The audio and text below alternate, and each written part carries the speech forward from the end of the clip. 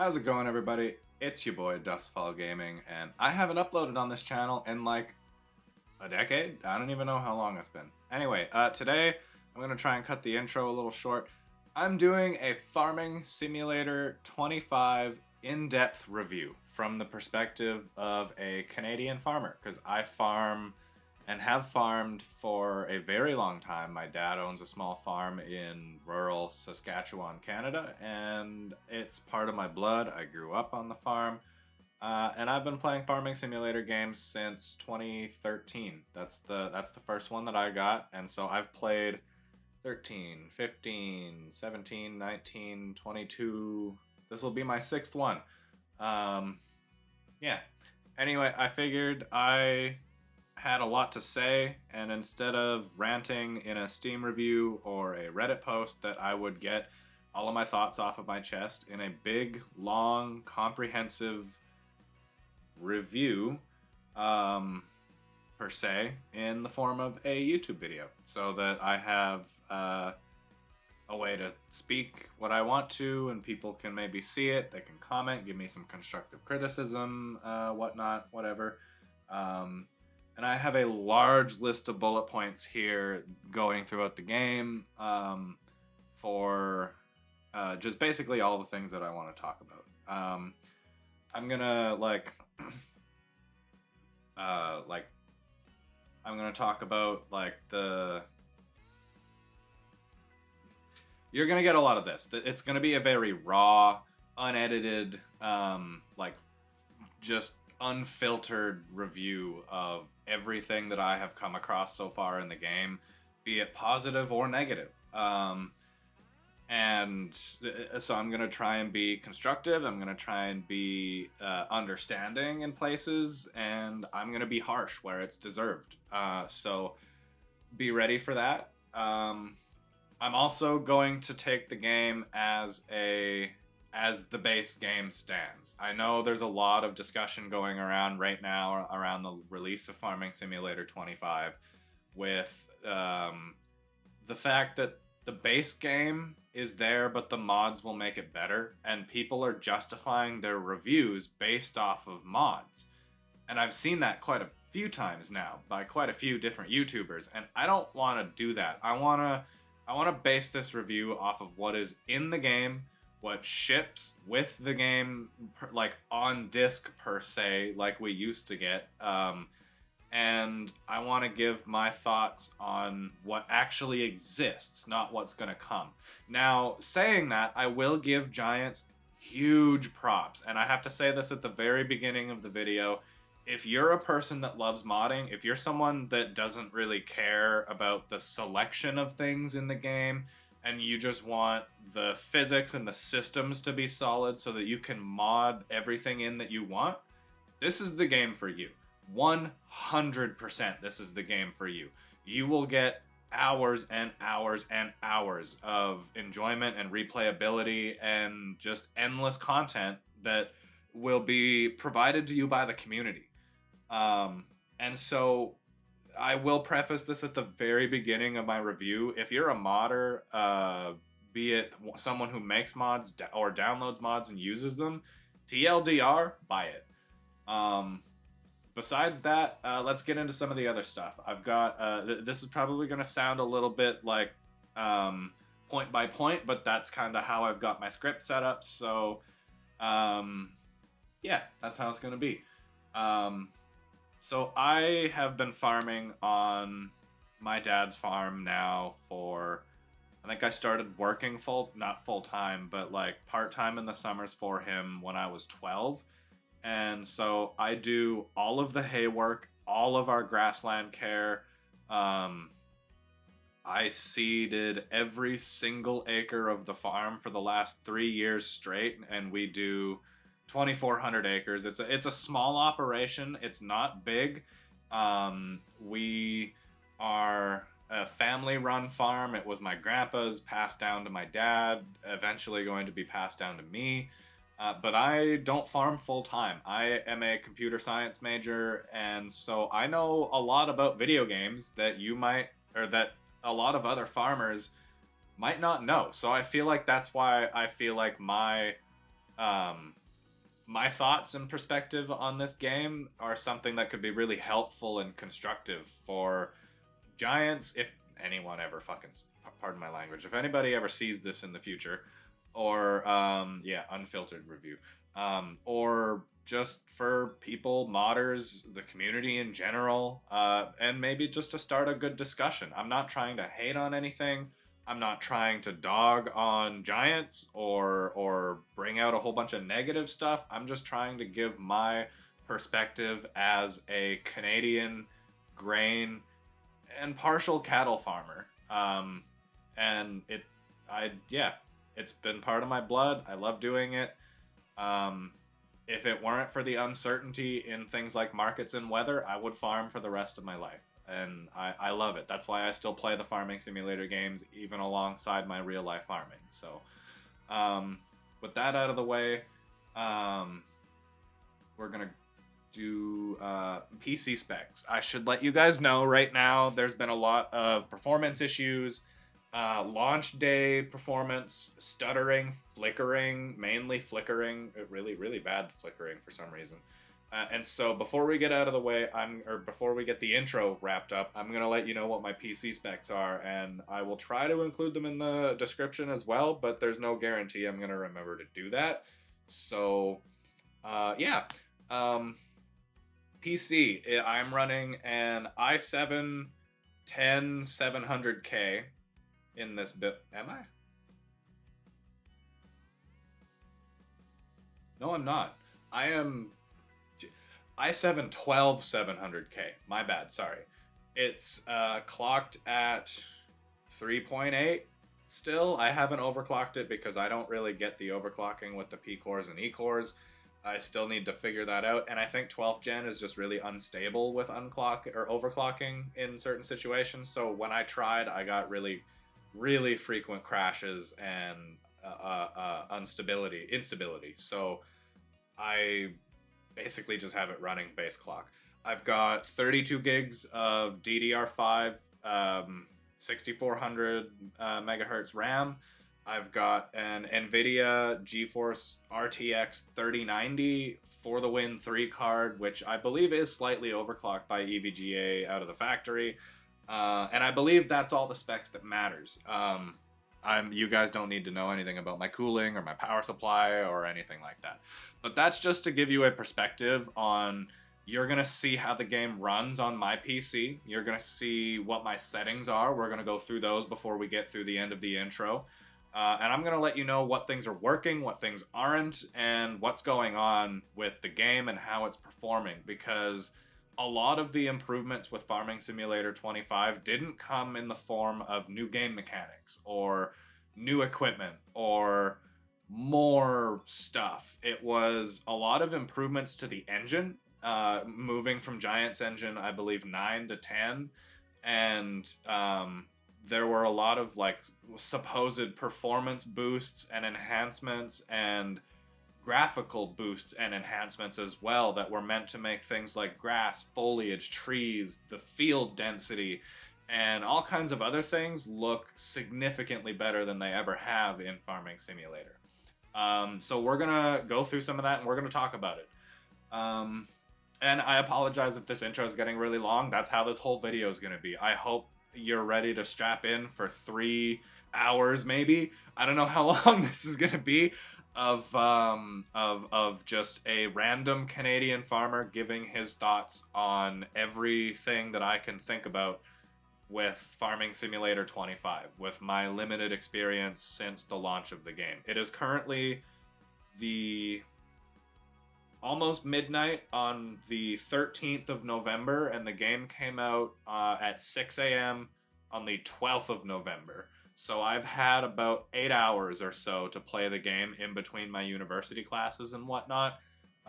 So if there's anything I missed, if there's anything I wasn't able to cover, anything I wasn't able to experiment with, or anything that was new that I missed, please feel free to leave that in the comments. That's something that I missed. I will try and maybe pin some things like that or like some of those. And so if anybody like knows of anything I missed, maybe you can go and look in the comments and it'll be down there. But we'll try and get like a whole conclusive discussion of the game in this video. So anyway, yeah, I hope you're in for that and enjoy it.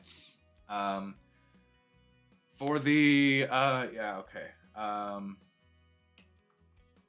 I guess I should talk about how I play the game for one as well before we get into the settings. The last thing I'm going to talk about before we actually get into looking at the game.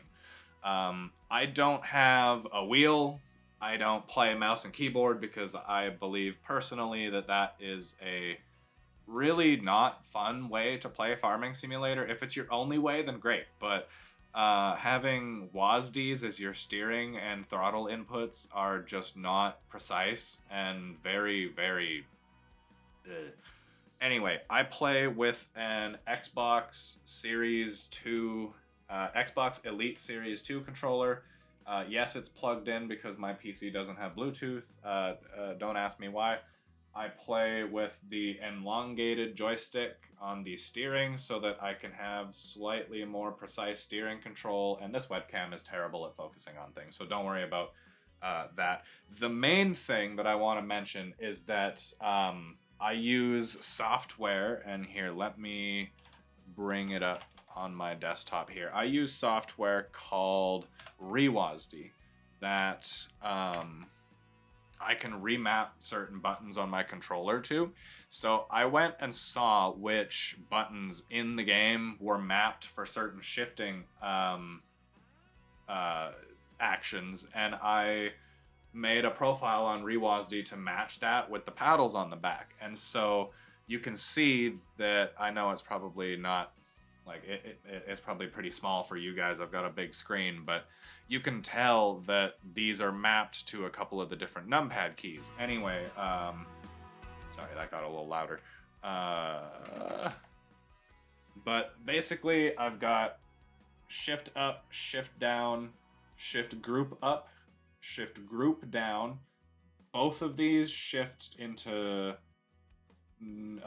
both of these change direction. So if it's a transmission that is, say, like hydrostatic, so there's only really forward and reverse and no neutral, this will change that from forward to reverse, and then hitting both of the top ones at the same time brings me to neutral from whatever gear I'm in, no matter what. So if I want to go from like 14th gear in a semi to reversing, I can hit this and then start shifting down.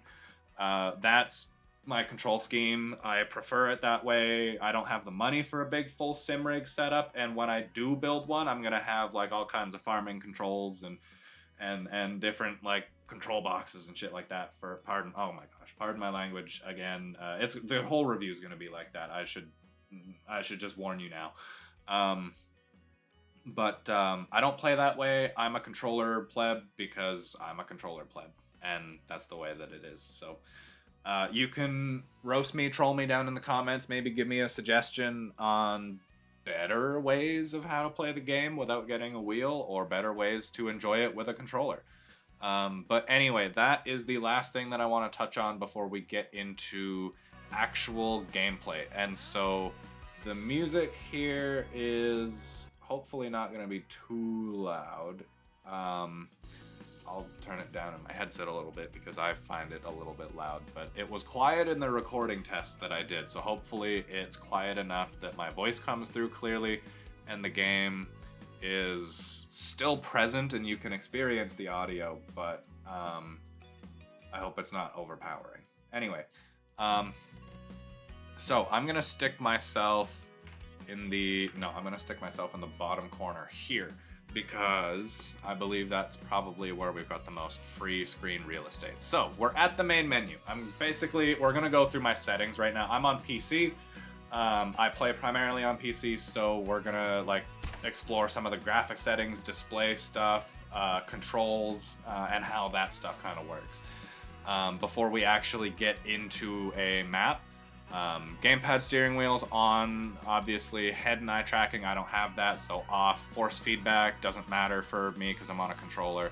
Volumes are all personal preference. I personally don't listen to the in-game radio. If I'm going to listen to music, I'm going to listen to my own music, and I don't find it that complicated to just set the YouTube music volume bar to adjust it to my needs. So I've never really seen a need for the radio in this game, but to each their own. It's there if you like it. I've heard there's only one station. So, but I also know that there seems to be functionality with adding your own music into the radio of Farming Simulator. I've never done it. I don't know how it works, but I think it exists. So, use that at your own volition. GUI volume, whatever, game volume while not in focus. That is when I click off the game and click back on the game, it will turn the volume down, and I significantly like that. I think that's a really good change from the previous farming simulators. Anyway, so I can hear my equipment maybe while I'm working on like a spreadsheet or changing YouTube videos or something like that.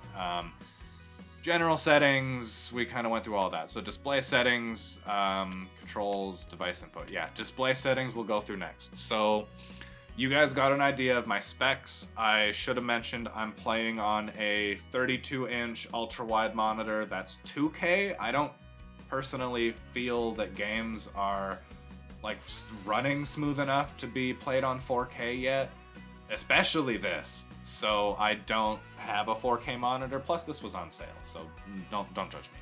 VSync on for now. I might experiment with that, but it reduces tearing significantly usually when you're using VSync. So the flickering and the stuff like that, hopefully this starts to fix it as they update things. I should also mention I'm running a 2-month-old graphics driver because, to my knowledge, brand new NVIDIA drivers most often break things before they fix things. So I will not update my graphics drivers to anything recent until it's been tested, proven, and updated as well. Case in point, judge me again if you want. Call of Duty Black Ops 6 came out earlier this month. Earlier last month in October. And when I bought the game and tried to launch it on Steam, it would run at 20 FPS max ever. I backdated my graphics drivers to August 22nd and launched the game, and suddenly the game's running 150 frames per second, solid, smooth, no problems, no graphical anomalies, no tearing, nothing.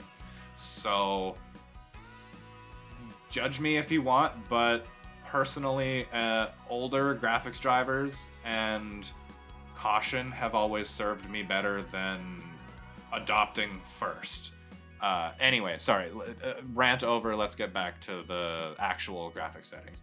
I've set my frame rate limit on 120. Personally, I like to set it unlocked if I can, but this game I feel like would benefit from running at a stable frame rate because that leaves more resources to process things in the background, and so you would get less like stuttering, less frame drops, less flickering, things like that. So the 120 frame limit is what I'm going to play on. Windowed mode is a personal preference so that I can click off the screen and the game doesn't minimize.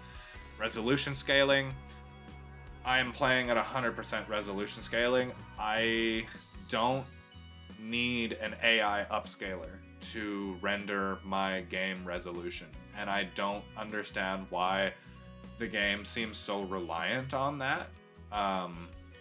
Yes, it is good for cards that have an AI upscaler and are not powerful enough to run it, but I believe there should be an option to run at native resolution and not scaled, because if the hardware is able to run it, then I don't see why not. Anyway, brightness I turned down to 0.8 because I found the brightness in-game to be too bright and it actually washed out some of the colors.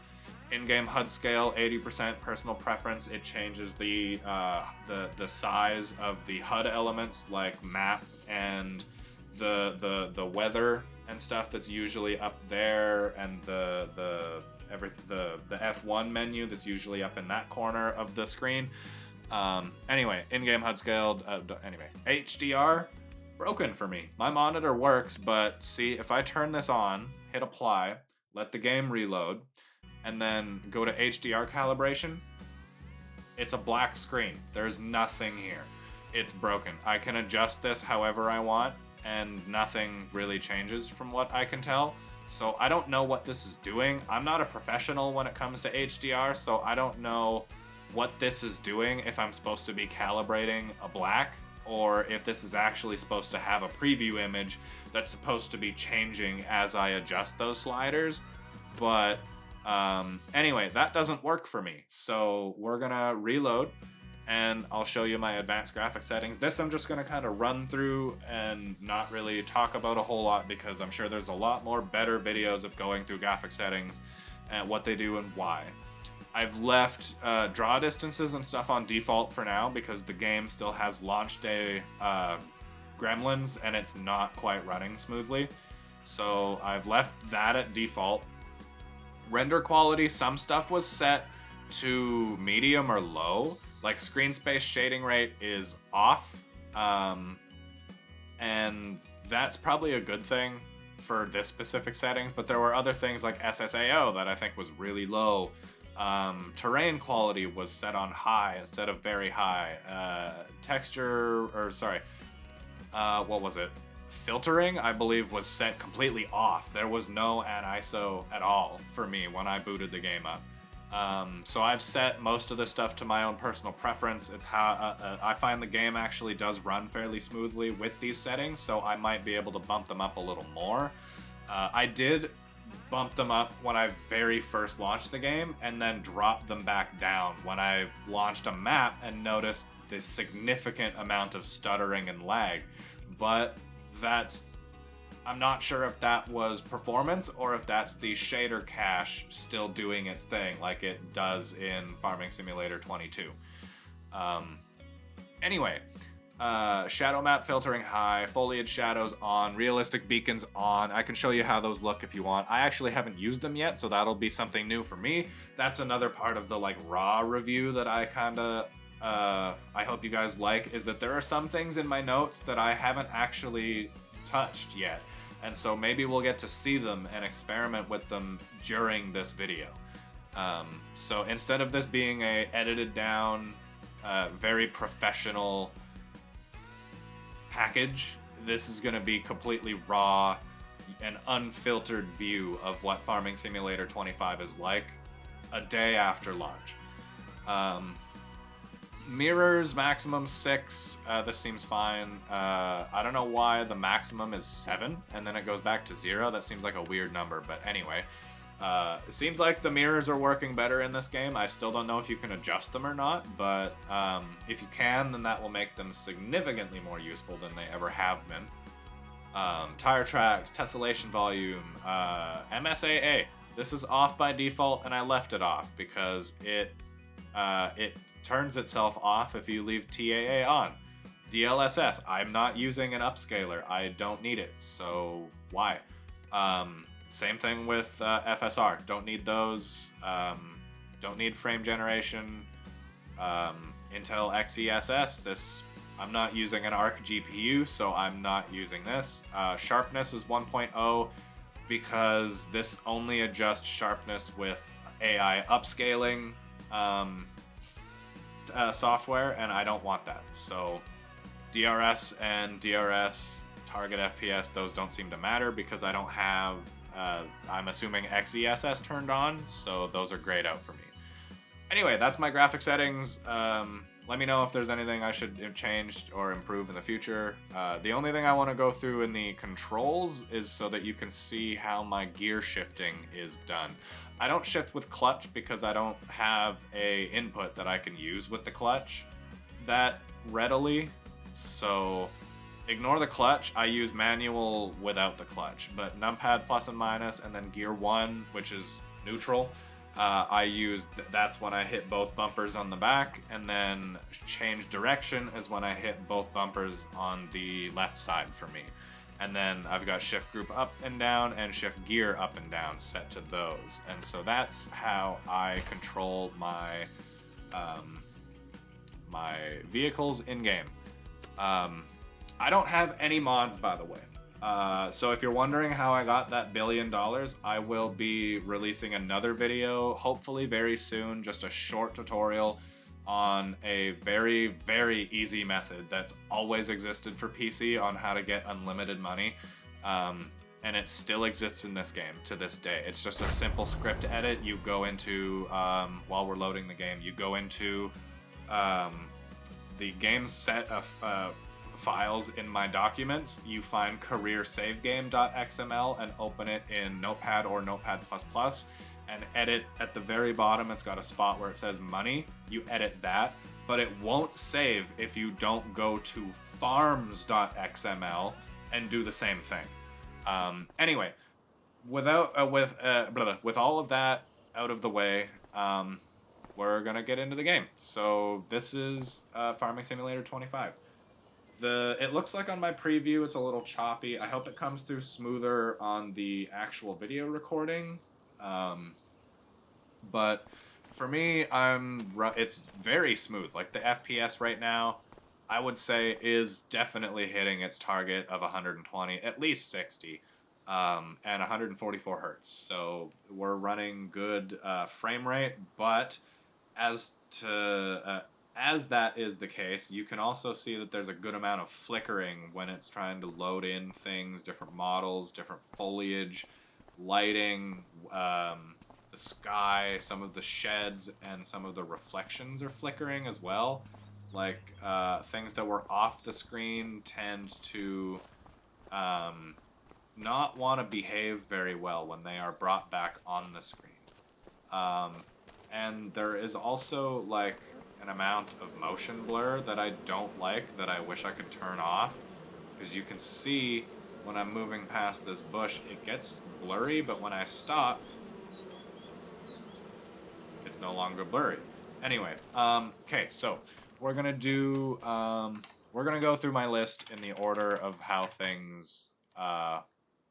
And so that is, that means we're starting with the machinery.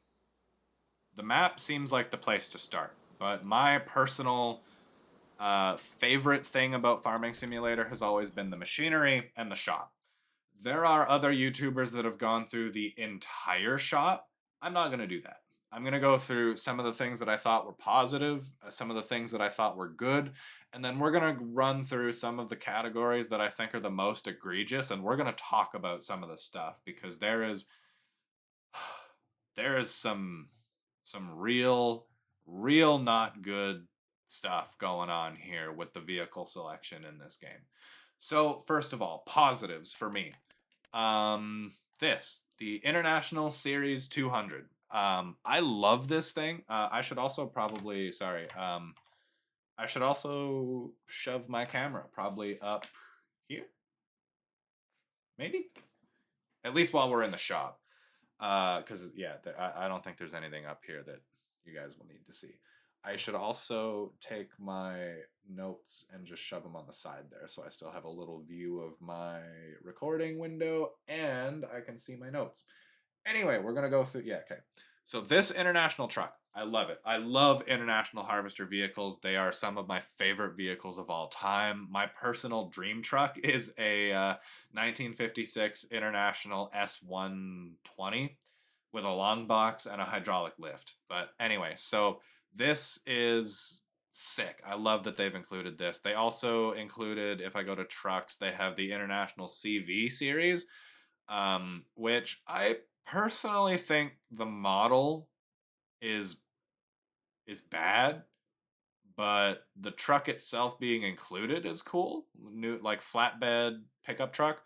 The reason that I think that the model is bad, look at the headlights.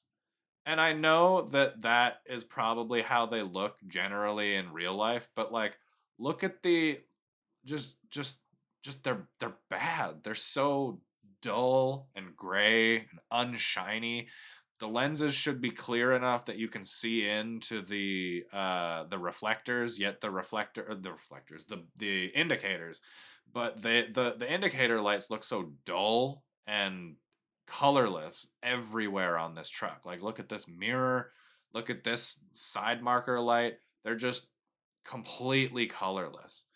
Um, Same thing with the brake lights. Now, I will say the lenses being colorless doesn't mean the lights are bad, because the lighting in this game is fantastic, and we'll get into that later. But I'm going to stop talking about that. We're going to move on. Um, Other things that I find really neat are there are certain tractors that have a lot of customizability. Specifically, this New Holland T7, I used this a lot in my FS22 main playthrough. I probably put 300 or 400 hours on this tractor. Um, and there's a blue power edition, which is really, really cool. I find that like super, super cool. Um, if we go, what was the other one that I noticed? Let's see. Does this one have it? Yeah, this one's got the Warrior edition of the Deutschfahrer. Um, this one also does. They don't seem to have the black ones that everyone always goes nuts over. Oh, these ones. Sorry, never mind. Fent Black Beauties. Yeah. So they do have some of the actual like customization options for some vehicles in the game, and I think that's really, really, really cool. That they're adding more. You see that flicker on the the grill? I don't know. It's not doing it anymore, but that's I don't know what that is. They need to fix that a stat. Like, no problem, guy. Like, it needs to be done now stat. Anyway, um, so like the customization options I think have improved significantly in a lot of ways, and have gotten worse in a lot of ways, but we'll save that for a little bit later. We're still going through the positives. Um, anyway, more positives are if we go down to harvesters, look at all the header trailers. There's a header trailer for almost any length or width of header that you could ever want. Same thing if we go to forage harvester headers. There's different pickup headers. There's the grass Kloss Direct disc here, and then all kinds of different forage corn headers for these forage headers. There's innumerous selection here. It's pretty good how good the selection is for some of the forage harvesters. Um, the other couple cool thing or some more cool stuff is the spinach harvesters, and the green bean harvesters. But this is a positive and a negative, and we'll get into why later. Um, the pea harvesters, that's just a negative. I'm gonna tell you why later. Um, Expanded potato and beet harvesting equipment. Yeah, that was something I was happy to see.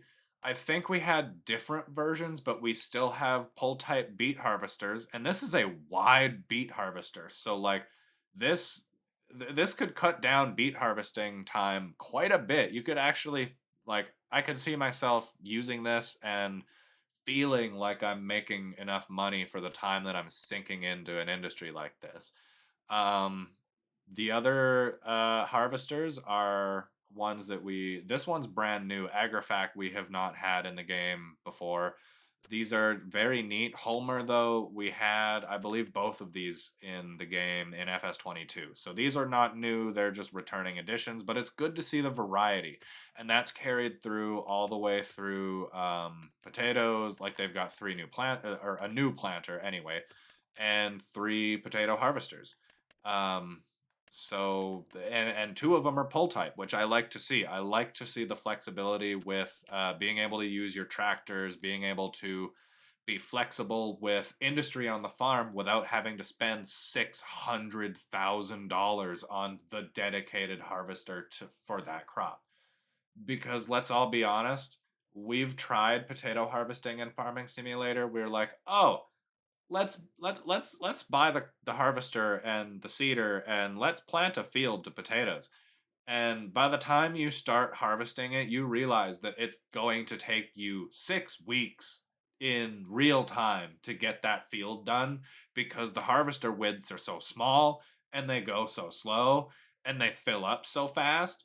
And so for all of that time, I'm sure a lot of us have gotten like a third of the way through the field and been like, screw this, I'm done with this. I'm not doing this anymore. I wanna keep actually farming. And they've cultivated and sown over that field with something else and never come back to potatoes again. So you don't recoup the cost of buying these harvesters unless you're going to dedicate your playthrough to something like potatoes or beet harvesting. And then when you're going to do that, I feel like there isn't enough equipment depth to do something like that. So it's nice to see the variety of having multiple harvesters that you can use that are at a lower cost. So you feel like you can do some lower scale potato farming that doesn't take 8 metric years of your time.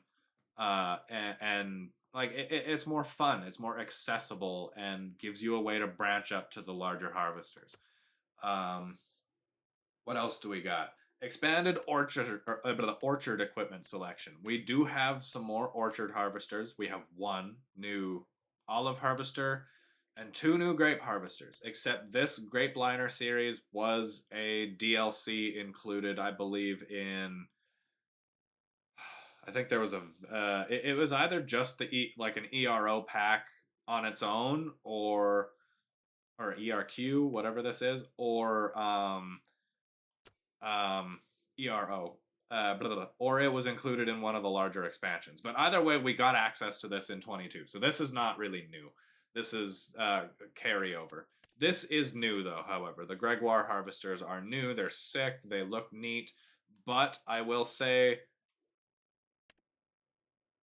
there's hardly any reason to get them other than slightly increased capacity. They go 3 mile an hour faster.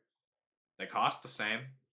It's not like you're upgrading from the ERO to the Broad to the GL price wise, because they're all priced the same. You might as well just buy the Gregoire, unless you want the Grape Liner, because like for aesthetic, this is really just a brand choice. This is a personal choice.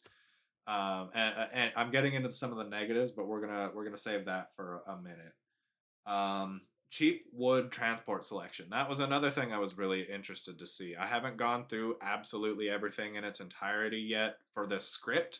I did go through the whole shop on my own on launch day. But look at this little $15,000 little wood trailer. Like it's got the crane. You can get it without the crane. Crane adds 30,000. Never mind. Without the crane, it's 15,000, which I believe if you buy this and you have a cheap tractor, this is also 18,000 with the crane is more. That's we're gonna talk about some of those pricing things as well. But if you were to buy that $15,000 trailer and then say skid steer loader is almost the same amount as the crane, but for logs you'd really want a tractor, and you'd have one to pull that anyway. So if you bought the quick loader, that'd be 7,500. With a log grabber, that'd be 10 grand. So you could get a log trailer and something to load it with for 20 grand, which is pretty dang good if you ask me. And last but not least, I want to commemorate Giants. I have to give it as a positive because we're gonna rip into it hard later. I should have looked more at the winter equipment because I don't know. It seems like there's a significant lack of it still. One plow, one blower, and one salt spreader. Give us more plows. Why don't we have some frame mount plows for the big 4-wheel drive tractors, or some like loader mount snow blowers for some of the loader tractors, or some things like that. I don't see. Anyway, sorry, I'm getting into that. I will commemorate Giants. Belt systems are still here. This is a huge W in my opinion, because I'm going to get into my first point of the negatives of this machinery review. There's only 2 augers.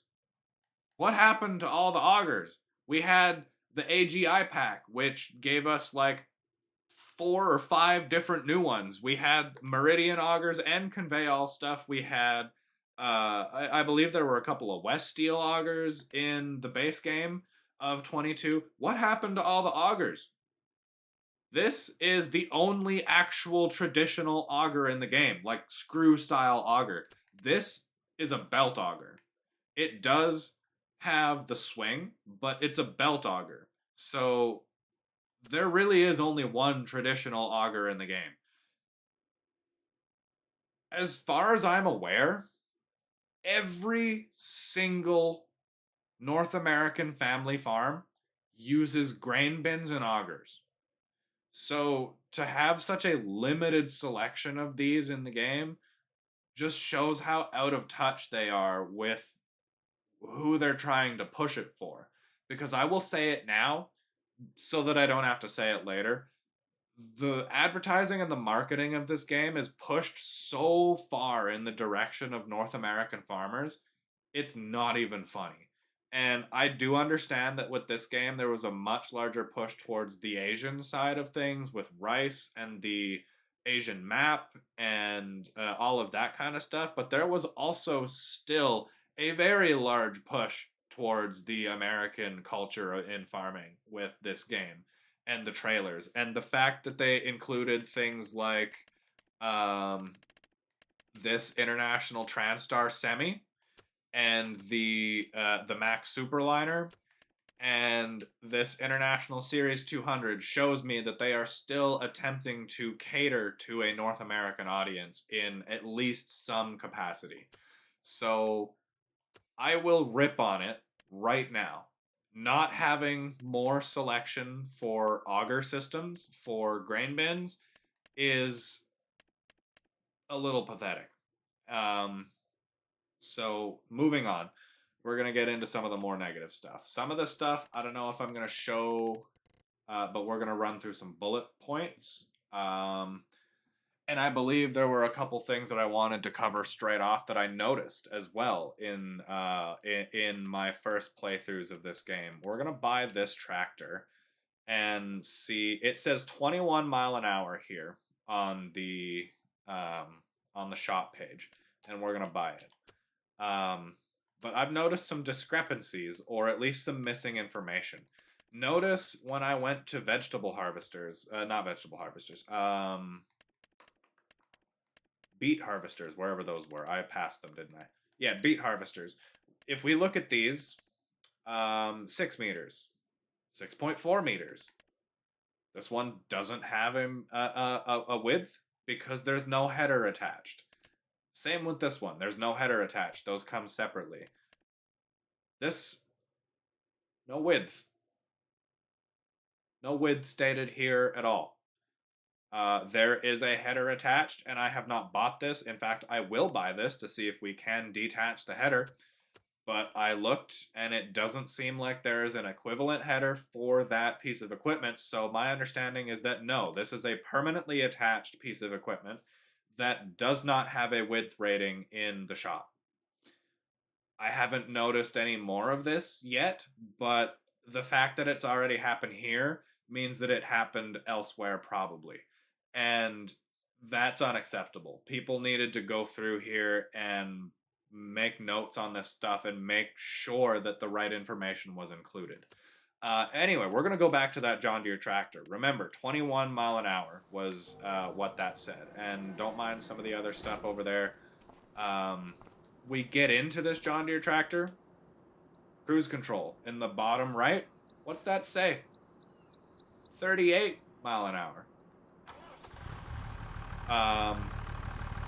If I drive this tractor, put it in range 2 and start shifting up, 2 high, 3 high, 4 high, and we get to its max speed, it's going 24 mile an hour. I don't know if I'm missing a shift range or what, but if we go back to the shop, wrong button, sorry. If we go back to the shop, rated speed, 21 mile an hour. Again, I don't know how much of this there is, but the fact that it's happening is pathetic.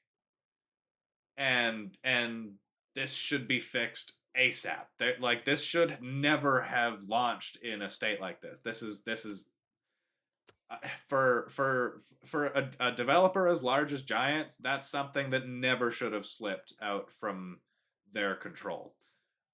Next, um, Rice only gets 2 new pieces of equipment.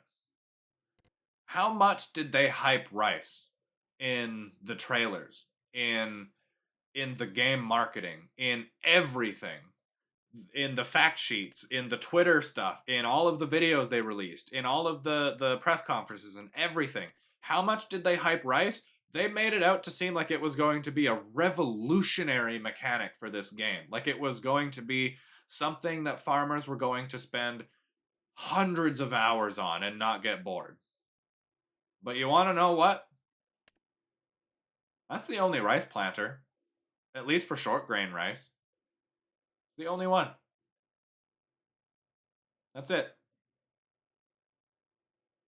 So you buy one planter for $25,500 and you're done.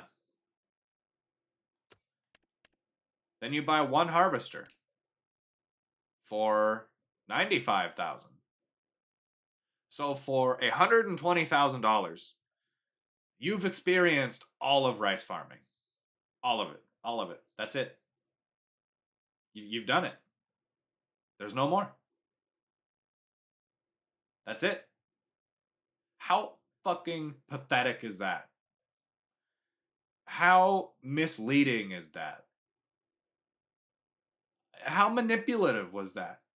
Like, and what a wasted opportunity. I'm sure the Asian community would have like hugely appreciated the representation for having rice as a crop and maybe expand upon that with more paddy style farming. But no, they completely wasted their opportunity and gave us 2 pieces of rice equipment. That's it.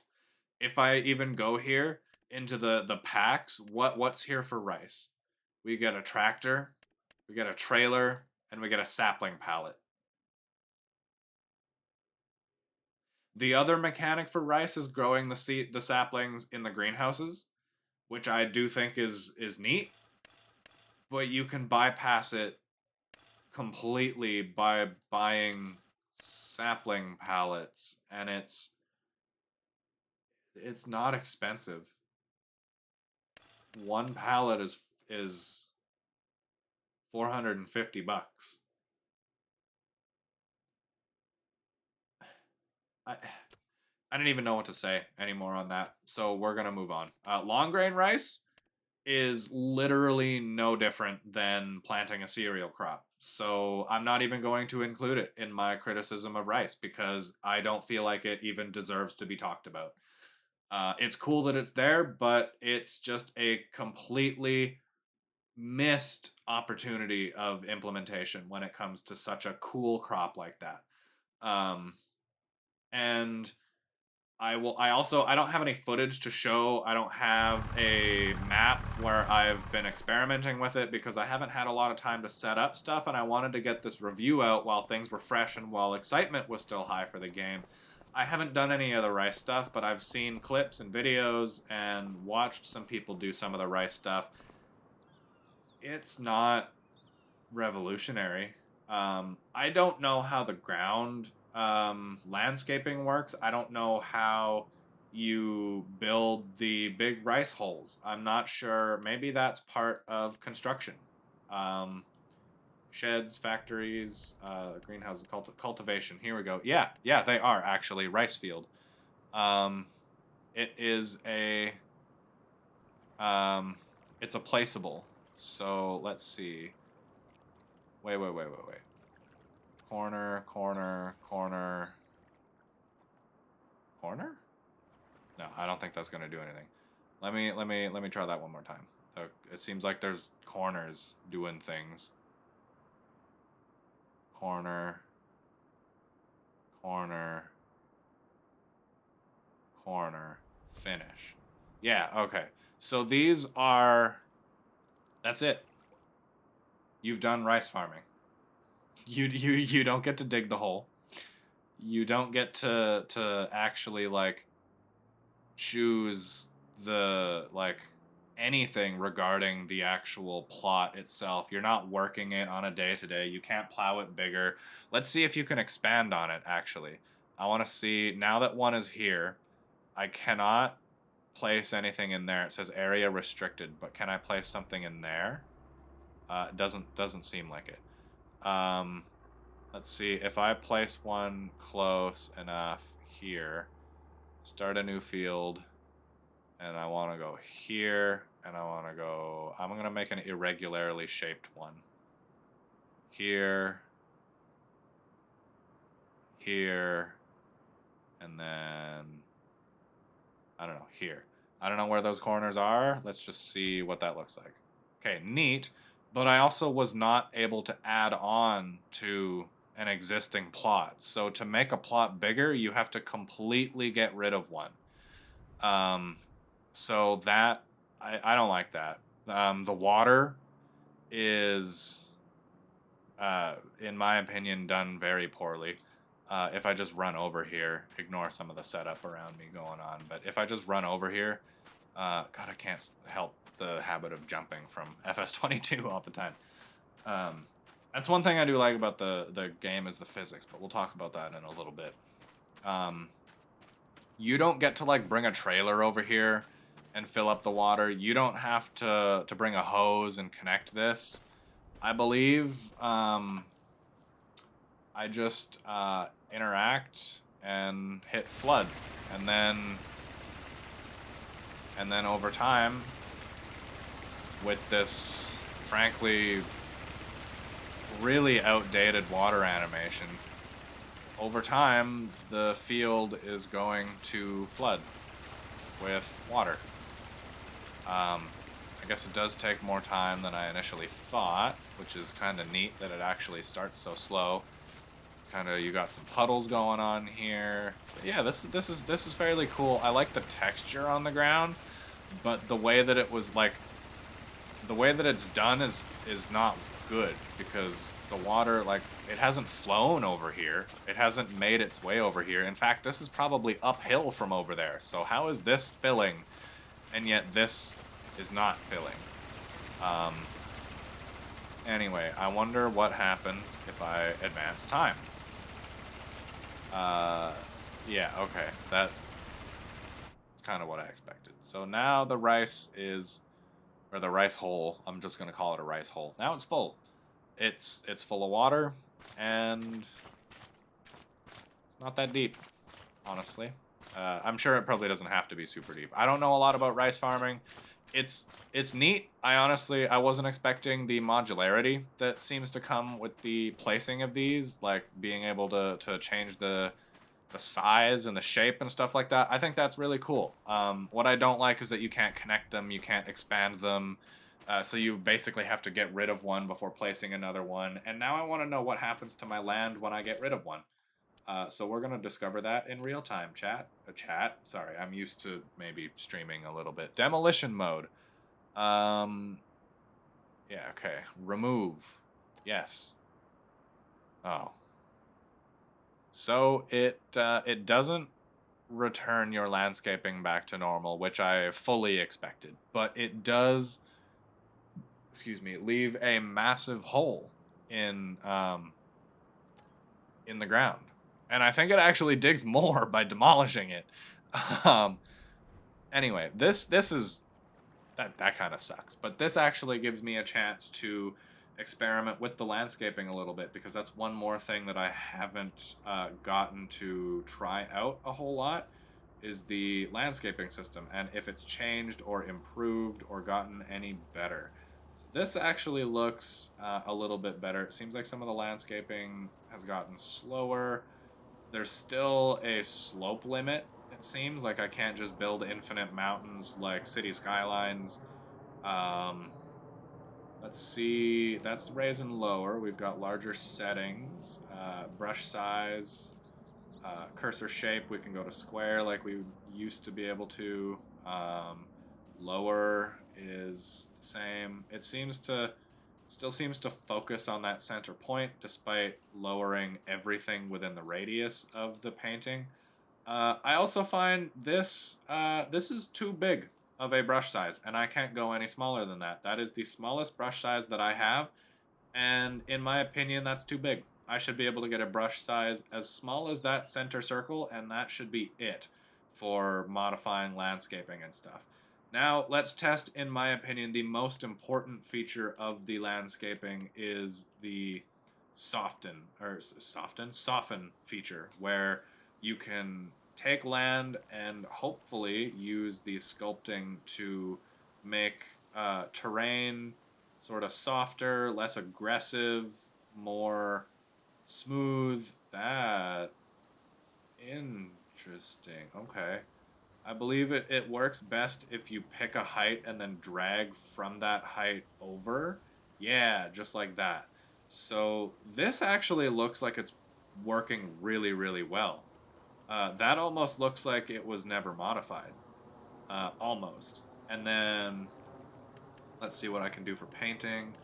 Still a pathetic amount of ground types, which I find is almost like it. Come on, Giants! It's some texture files. Add them into the game and let us have access to some better customization for stuff like that. Grass, meadow, bush. I forgot to change my time scale. Anyway, let's see. This is not the same kind of grass, is it? What about this? Nope. What about this? Nope. Unless that's just ungrown grass, but and let's let the light come back. But none of these seem to match the height nor color of the base game grass around it. So that's a disappointment. That is another large disappointment. Again. Um, so like look at the color difference. I don't know if that's gonna grow to be the same kind of grass, but that looks awful. And if you can't get grass that looks the same as this, then like you're just gonna be avoiding even touching the grass. It could also just be because it's fall. I believe the month is November, and I have that's freshly planted grass or maybe freshly cut grass versus fully grown grass. So I'm not sure if maybe that's just the case. But let's just try and let our light come back, and I will try to continue on going through the vehicles because I got a little sidetracked there with the rice. That's my rice rant. Um, most of the equipment looks worse. I'm gonna say it right off the bat here. Most of the equipment doesn't look very good. For instance, like look at the CR11. The model is great, but the textures and the lighting here. Actually, let me catch this when it does become light out before I forget about it again. So we'll just let the game run on 15 time scale and it should brighten up. Also, no, we'll talk about it later. Yeah, so this combine. Look at the side of the combine. Where's the shine and the reflection? Like you can kind of see it here, but actually, you know what? This was probably a bad choice because most of the stuff on the side of this thing is plastic. If I'm gonna pick a harvester, look at this one. This thing is so gray and colorless and textureless. Like, if you were looking at the side here, you would hardly be able to tell that some parts were actually different parts of the combine without being able to spin it around in a 3D way of looking at things.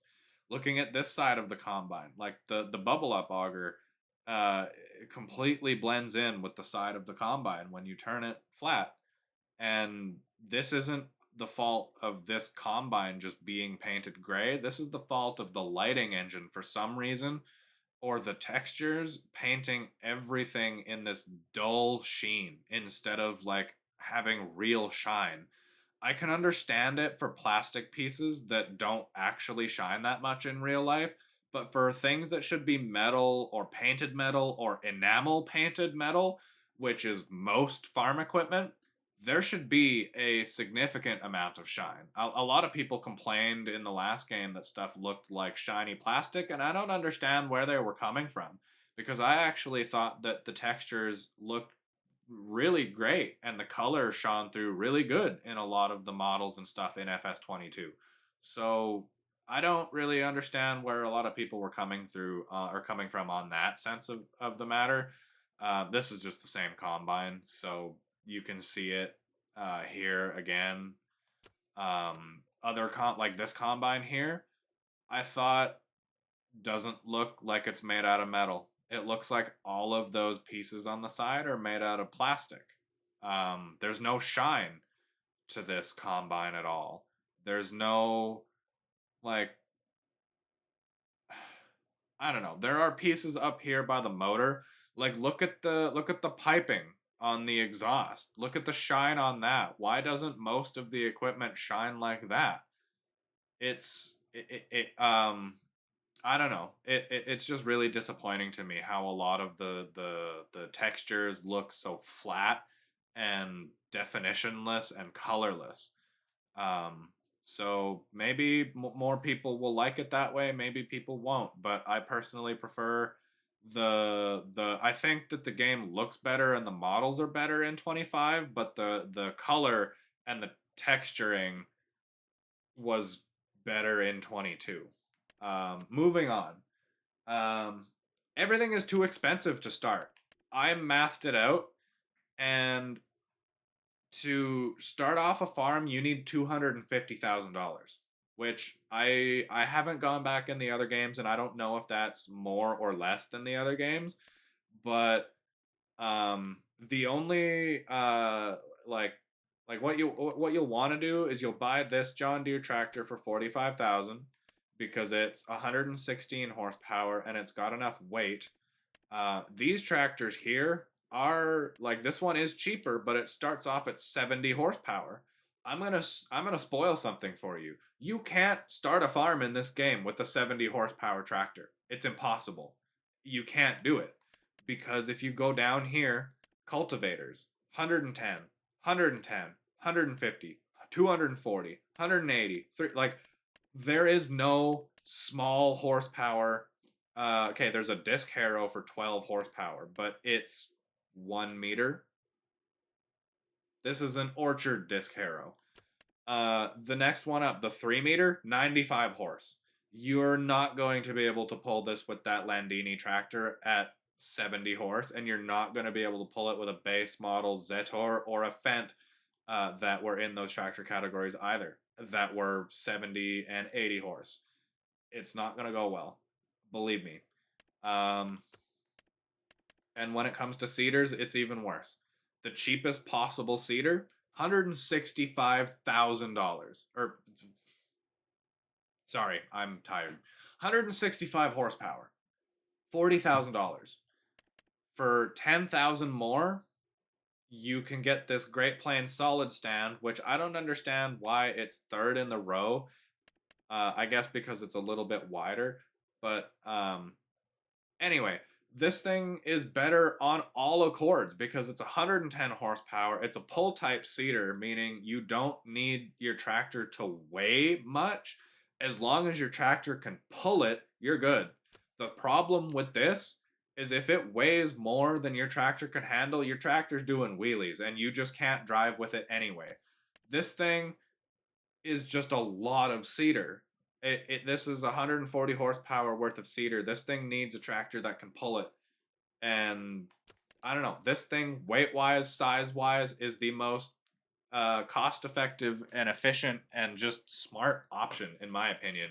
So the way that they've done these cedars, these two are irrelevant. These two almost never will need to be picked in a game ever. Um, so I don't know what to say besides that.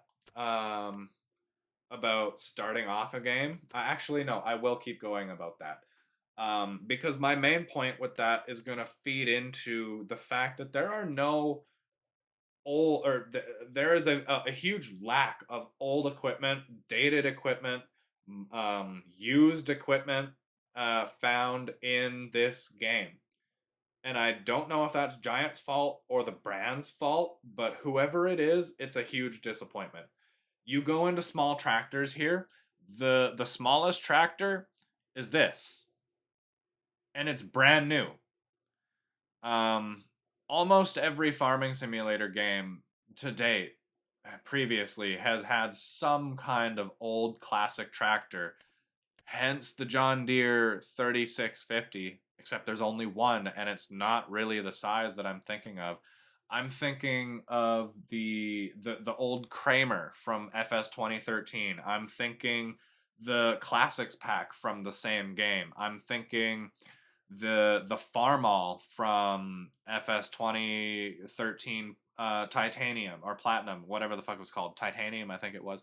Um I'm talking the Porsche Junior DLC that was in FS22, the International 1055 that was in FS22, the Volvo Carabat that was in FS22. Where are all those small cabless open tractors that have like 30 to 40 horsepower and then some implements to match them? Where are they? They don't exist here. I should be able to buy a tractor for 10 grand. I should be able to buy a seeder for 12 grand that tractor can pull, or maybe even less than that. I should be able to buy a 3-meter cultivator that's some twines on a frame, or tines on a frame, pardon me, for 2 grand. And I should be able to get farming for 20,000. This is not just a criticism of this game, although this game is pretty bad with it. Every single farming simulator game in the past has been awful with their starting equipment and the amount of old and smaller scale equipment that you can actually use in the game. And this game just feels like it doesn't want you to stay in a small position. It wants you to expand as fast as possible. And I was like, you can tell that because the next smaller tractors, this isn't a small tractor. I mean, it does have 150 horse, so it is kind of a small tractor, but this thing's medium at best. So is this. This is a medium-sized tractor. This is not a small tractor. If I buy this and stand next to it, look at that. It's still taller than me. It's not a garden tractor. It's not a yard tractor. It's not a orchard tractor, and it's not an open cab small old like classic tractor. This thing is a mid-sized tractor. Why are you trying to sell me that this is a small tractor? It's not. It's not, Giants. And neither is this, to be fair. Farmers that use these out here in Canada, at least small family farms, use these as main tractors. Maybe not to pull their seeder, but this pulls the baler, the cultivator, the anything for fertilizing, any trailers that you need, bale movers. This pulls trucks out of the mud. This does everything on the farm. Most farms don't need tractors any bigger than this. And if you are a farm that needs tractors bigger than this, chances are you're corporate. And I don't think that Farming Simulator should be built for corporate farms. I think it should be built to promote family farms and small scale, maybe not small scale farming, but it should promote individual farming, not farm corporations. I don't agree with that. And if you disagree with that, then you can flame me in the comments, but I don't care. Anyway, we're going to continue on. The big tractors, or sorry, yeah, we're gonna continue on with the old equipment. You're gonna argue, but Sean, but Dustfall, there's an old Massey Ferguson harvester. Yeah, but guess what? It's 250 horsepower, and its smallest header is 6 meters. 6 meters. We've never had a header this big as our base model header in a farming simulator game ever, ever. So, just the the fact that they like it's clear that they want you to get bigger. They don't want you to stay with smaller equipment. They don't want you to experience growth from nothing to everything. They want you to have everything. They just want you to have it all. And so like um anyway, there's one old cultivator, and I don't even know if this is an old cultivator. This could be a brand new cultivator for all I know. I think it's old. Pretty sure it's old. It's an old style of cultivator, but I'm pretty sure this is brand new. This is brand new. Most of this stuff is completely brand new equipment that would have like come off the lot straight from a dealer, and most of it's like, to be fair, the pricing is pretty good on cultivators actually, but um, the plows are the exact same plows as the last game. The subsoiler selection, pathetic. There's hardly any subsoilers. There isn't any one that's larger than 5 meters. They removed the 2 small stone pickers and only have the Elho Scorpio. So there's no old stone picker, old style stone picker for you to buy on a smaller farm and pick stones out of your fields. Doesn't exist. Yeah, there's for old equipment, there's this truck, this truck, this truck, this tractor. Um, is there even an old trailer? I don't even know. And then the combine. Like that's it. The Massey Ferguson harvester. That's it for old equipment. There's no old forage harvester. There's no old swather. Um, there's no old mowers or hay binds for mowing equipment. There's one old baler, and this isn't even an old baler. This is just an old style baler. But you can buy this brand new off a Massey Ferguson lot today. So this is not anything, in my opinion, old. And again, you can say that I'm just complaining that there's no old equipment and that old equipment doesn't need to be in the game and that you can mod it in. Fine. But I think that old equipment is a fundamental part of farming, and almost nobody that runs a family farm or a small farm has the money to upgrade every single year. So we almost never get to experience what is brand new and top of the line. So why don't you let us experience some things that are closer to home in the game? Some more understandable equipment rather than just everything that's brand new and just rolled off the lot. Um, anyway, sorry about that. That was a long rant. Let's keep going because we're still in the machinery stuff, and I got some more bullet points to go through.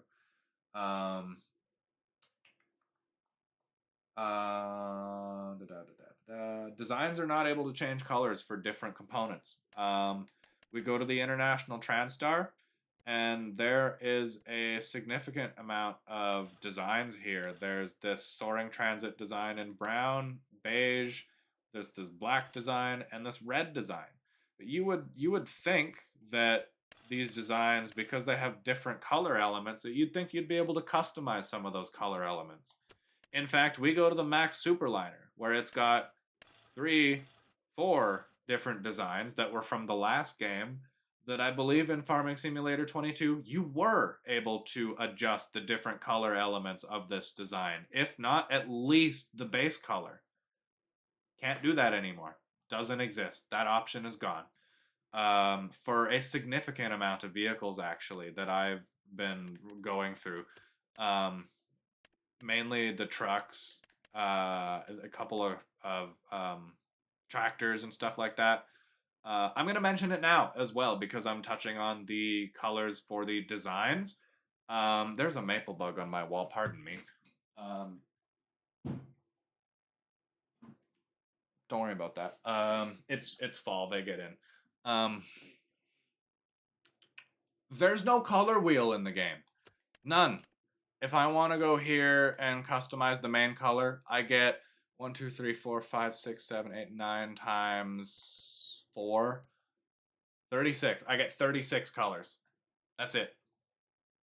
And that like every game with vehicle customization in it has a color wheel. I don't understand why it's so hard to implement a color wheel. American Truck Simulator has a color wheel.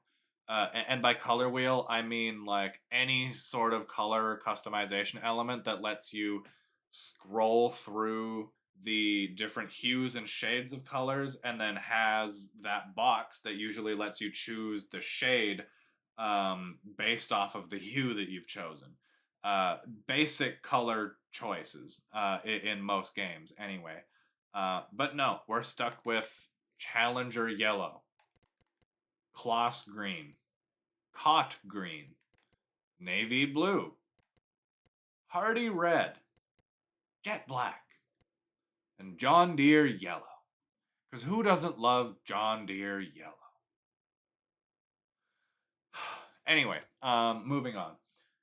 Uh, we're gonna run through some things real quick here without showing because I feel like this is dragging on a little bit and I want to get through some of this stuff.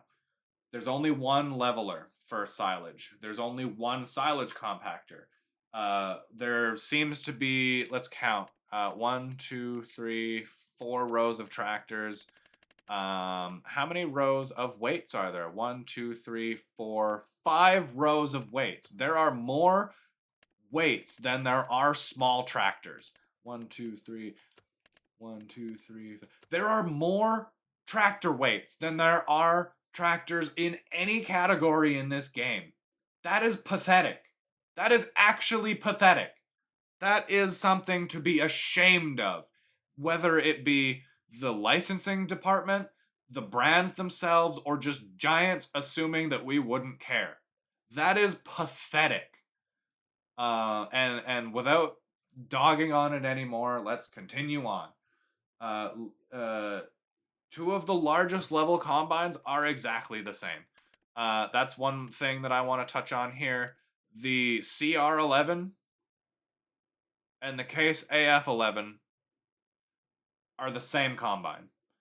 They have some slightly different body panels on the outside, but they're the same combine. See that black plastic ridge above the front tires, right under the like where the auger connects to the side of the combine there? Exact same on the New Holland. See the back here, the light design, the chopper design, all of this, the guards, everything. Let's go to the case and see. Oh, actually, chopper design is slightly different. My bad. Lights are the same though. The underside of the chopper design is the exact same. And I will tell you, I've been to quite a few farm shows. They're the same combine. We run an outdated by this game standards. We run a New Holland CR 9070 on our farm from I believe 2014. And I went to the Regina Farm Show here in Saskatchewan 2 years ago and climbed up on a Case Axial Flow 9350. It was the exact same combine as our New Holland was. Nothing changed. The rotors were the same. The body panels were practically identical. The cabs were the same. The grain tank is the same. The ladders are the same. The engines seem to all be the same. The only difference, and I don't really get why, is the chopper design on the back. So it's kind of nice, I guess, that they've included it, but I feel like this could have been a toggle between Case and New Holland in the combine itself. One thing I will say I'm a little glad about, there's no ideal combine here. Personally, I don't like those. I don't like the look of them. I think Ideal itself should be the brand, and they should stop trying to slap Fenton, Massey Ferguson, and Challenger on the side of those combines because it doesn't feel like it's a real brand and it has any brand identity when you get to choose the logo yourself. Combine rant over for now. No early game harvester yet. No early game swathing equipment. We're gonna cover this now. I was gonna rant about it. Actually, you know what? I will still cover it a little bit later. This is the only swathing equipment in the game. They added swathing as an entire mechanic for Harvest and only included one swather, one header, and one grass cutter. And it's not even a haybine in a traditional sense. It does have a crimper, but we don't really use these out here in rural Canada. People who use these usually are running silage, and there isn't a whole lot of small farms that do silage out here. If you do silage, you're not doing grain. You're probably cattle farming, and there's a lot more ranching out there in Alberta. But Albertans still don't really use headers like that. We use the traditional reel style headers. So to not include a grass haybine with a reel is a missed uh, a missed opportunity. No early game swathing equipment, no bale handling for small square bales. So I will have or add the caveat. They did put the multi-pack D14 here. You can stack 14 bales in this, but it's tiny, and most farms are not going to pay $64,000 to stack 14 small bales and then transport them back to the farm. That's not happening. This might be a thing that exists in Europe. I don't know. It's cool that it's included, but most farmers are with their square bales are either going to be stacking them by hand on a trailer like this, or and pardon me for having to bring this up, I should have prepared this earlier. uh but a lot of farmers, if they do still use small square bales like that, they use something like this. And this is what we use on our farm. We have a New Holland auto stack bale wagon where the bales are picked up by this arm. And oh, that's a whoa, that's a sorry, I'm discovering new things. That's a new one that picks up the huge square bales. I've never seen those before. But these old New Holland stack cruisers, there's even pull type ones as well that are very popular out here. They're still used very widely. We use them all the time. I wish I had a picture of our stack cruiser to bring up off the fly. I know I have a picture, but it'd take me forever to find it, and I'm not editing this video, so I'm not gonna go and look for it. Anyway, you guys, you get the gist. A lot of farmers also, if they're still using those balers, they've got throwers attached to the end of the baler, which is on the back of the baler. There's usually like a chain mechanism or suspension mechanism, springs. I'm not exactly sure how it's done because we don't use them, but usually there's a mechanism on the back of the baler that like throws a square bale, and there's often trailers attached to the back of a baler that are like huge cage trailers meant specifically just for catching square bales. And most of this handling is done by hand. So I think there's a lack of square baling equipment. I'm glad that this baler was included because small bales are included. That gives modders the ability uh to add more small square balers and more small square bale handling equipment. So I'm glad that this is in the game. I just feel like it was solely underwhelmingly implemented. Or solely, wholly underwhelmingly implemented. Um there is no actually there's one large North American square baler. That's it. We don't run coon here. If it is, it's from a Kloss dealer and it's been imported. We don't run Kloss most of the time here for balers.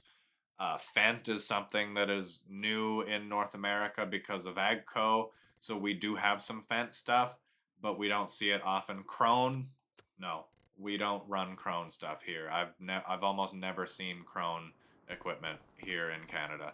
Um, what else is there? No color wheel, no cab preview in the shop. That's something that was missed out on. You should be able to preview cabs in the shop, in my personal opinion. Replace liters with tons cubed for trailers. That is a confusing change that I don't understand why they did. With trailers, there is now no longer a rating on how much literage the capacity is. There's only a rating on volume measured in meters cubed and a weight in tons, which when the harvesters are still measured in literage, 8,000 liters. I find that the trailers not being measured in literage is stupid.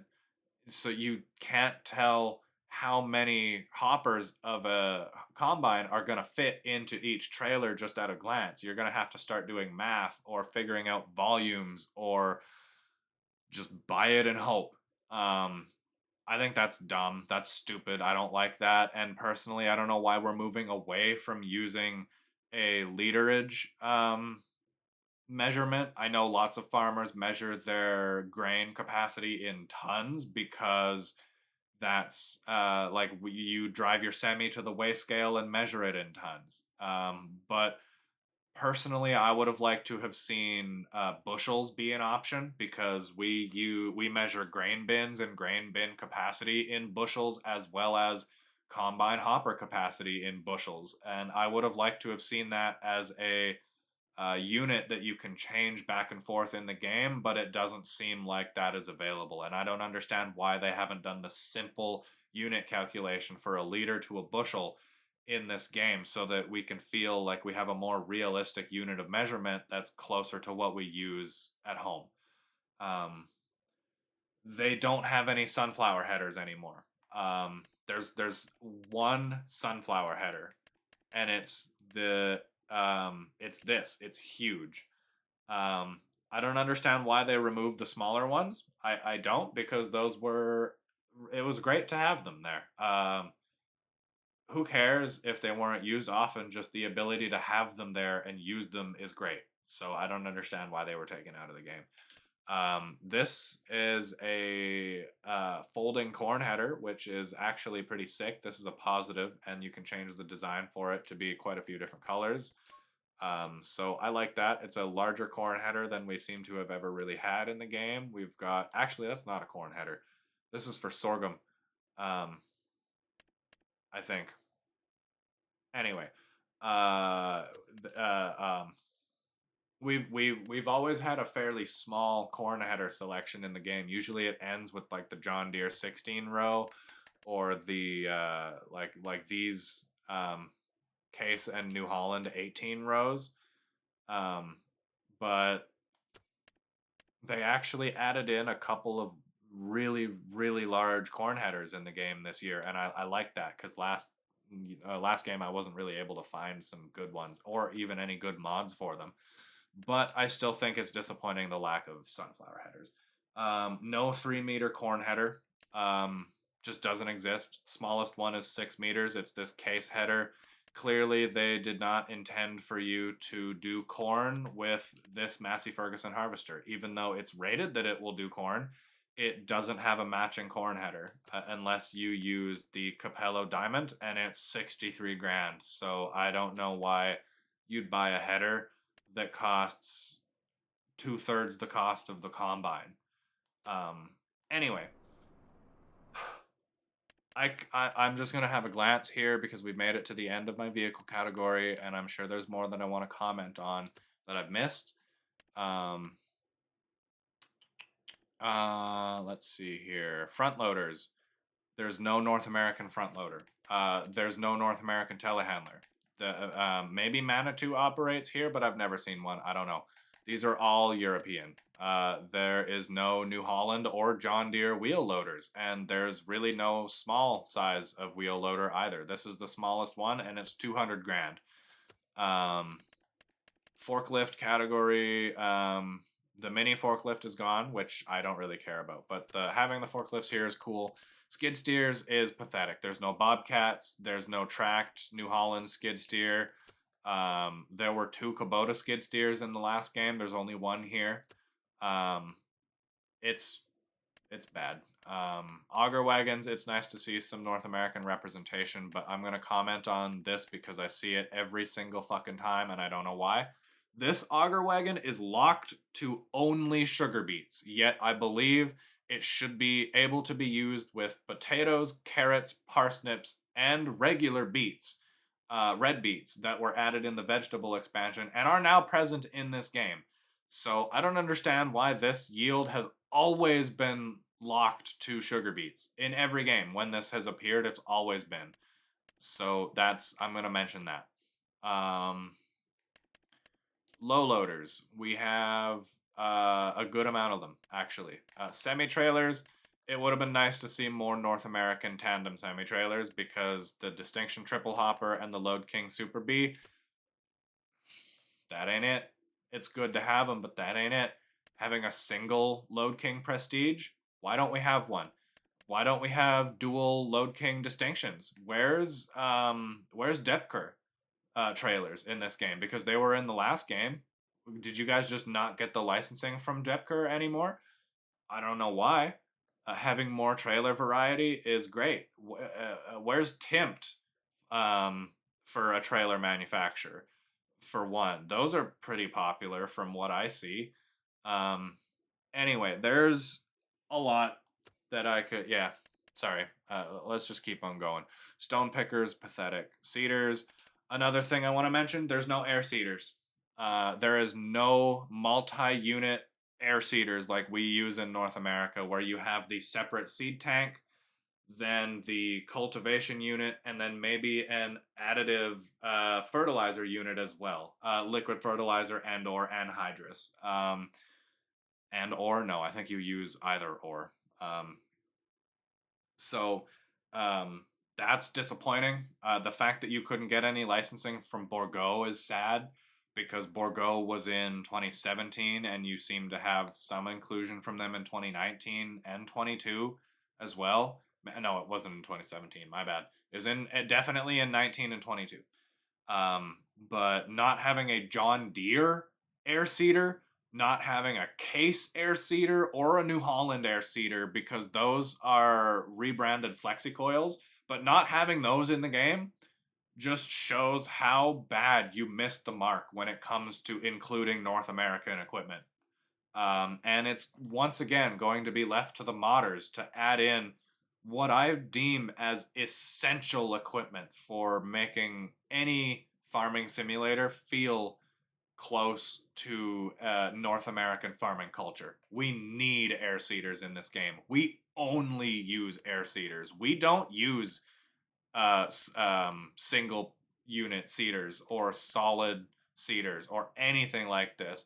If we do, it's an old box drill from like the 60s or the 80s or something like that. And those were only used because that was the technology we had at the time. Anyway, planters, it's good. Like we get a better planter selection almost than we do seeders in when it comes to variety. I don't understand why this Zuri planter though is 140,000 and there almost every other planter is less until you get to the winged ones. So this thing is weird. I don't get it. I'm probably never going to use it. It's overpriced, whatever. Seed tanks, doesn't matter. Sprayers, there's no North American sprayers, no John Deere, no Case Patriot, no New Holland SP sprayer, no, what are the other popular ones? There's no Amazon sprayer. They didn't even include the big European one. I don't know if Agrio exists, and I guess Agrifac must exist, but I've never seen these sprayers before in my life. The North American inclusion in these categories is severely lacking. None of these brands, I believe, Samson is North American, but the rest of them, I believe, don't sell or operate here. Slurry stuff, I'm not knowledgeable enough to know. There's only 2 rollers, and this is the smallest one, 12.3 meters. You can't get a smaller roller than this.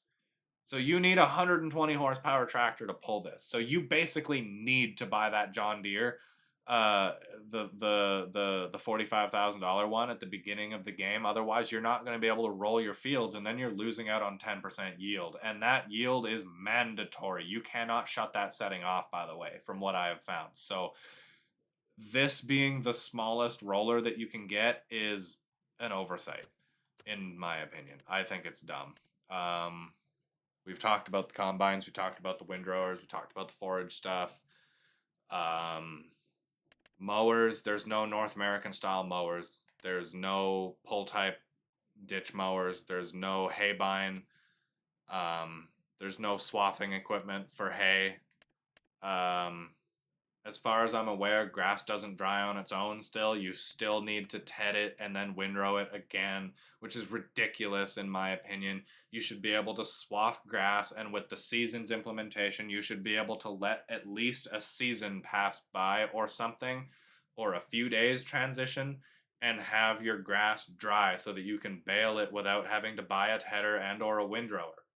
I think that is a mechanic that would have been immensely more important to add in than rice, personally. But that is my own opinion and my own bias because I do all of the hay operations on our own farm, and I am disappointed constantly by the hay operations when it comes to Farming Simulator, and the shallow depth that it comes to when it's when we get to grass and cutting grass and baling grass.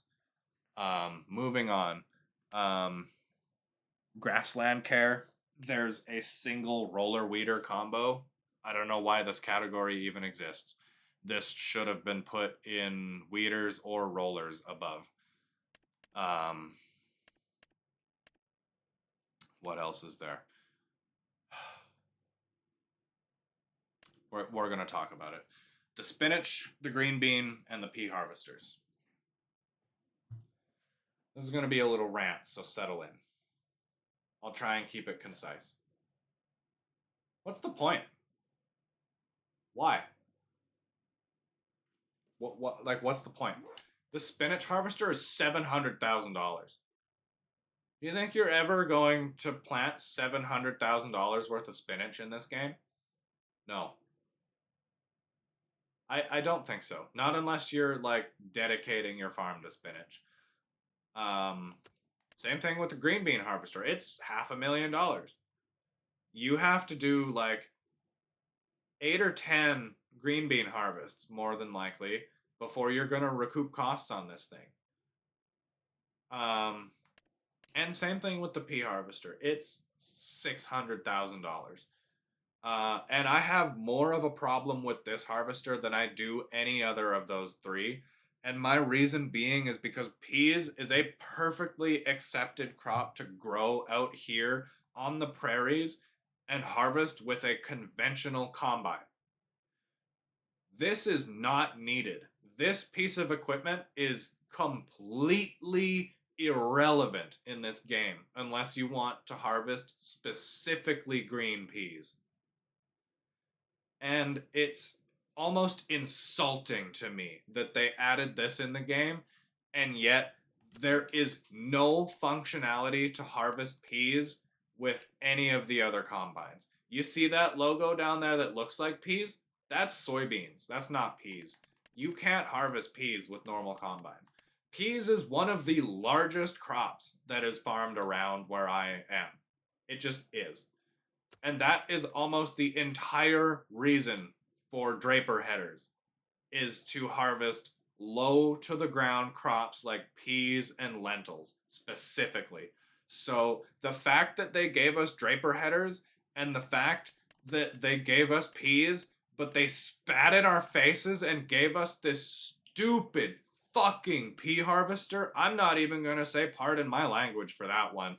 But the fact that they did this is insulting to me. This is so out of touch with North American farming culture that I don't even know what to say. This is a shit in the face of every North American farmer that's ever grown peas and wanted peas in Farming Simulator. And that's all I'm going to say about that. Moving on. Sugarcane was not expanded or touched upon whatsoever. Same harvesters and same planters as the last game. Same transport equipment as the last game. Cotton harvesters have not been touched. The cotton crop in this game has not been modified whatsoever. And has not been expanded upon, has not been given any love or attention, and neither have orchards. As far as I'm aware, there are still grapes and olives. There's no berries, there's no fruits, there's no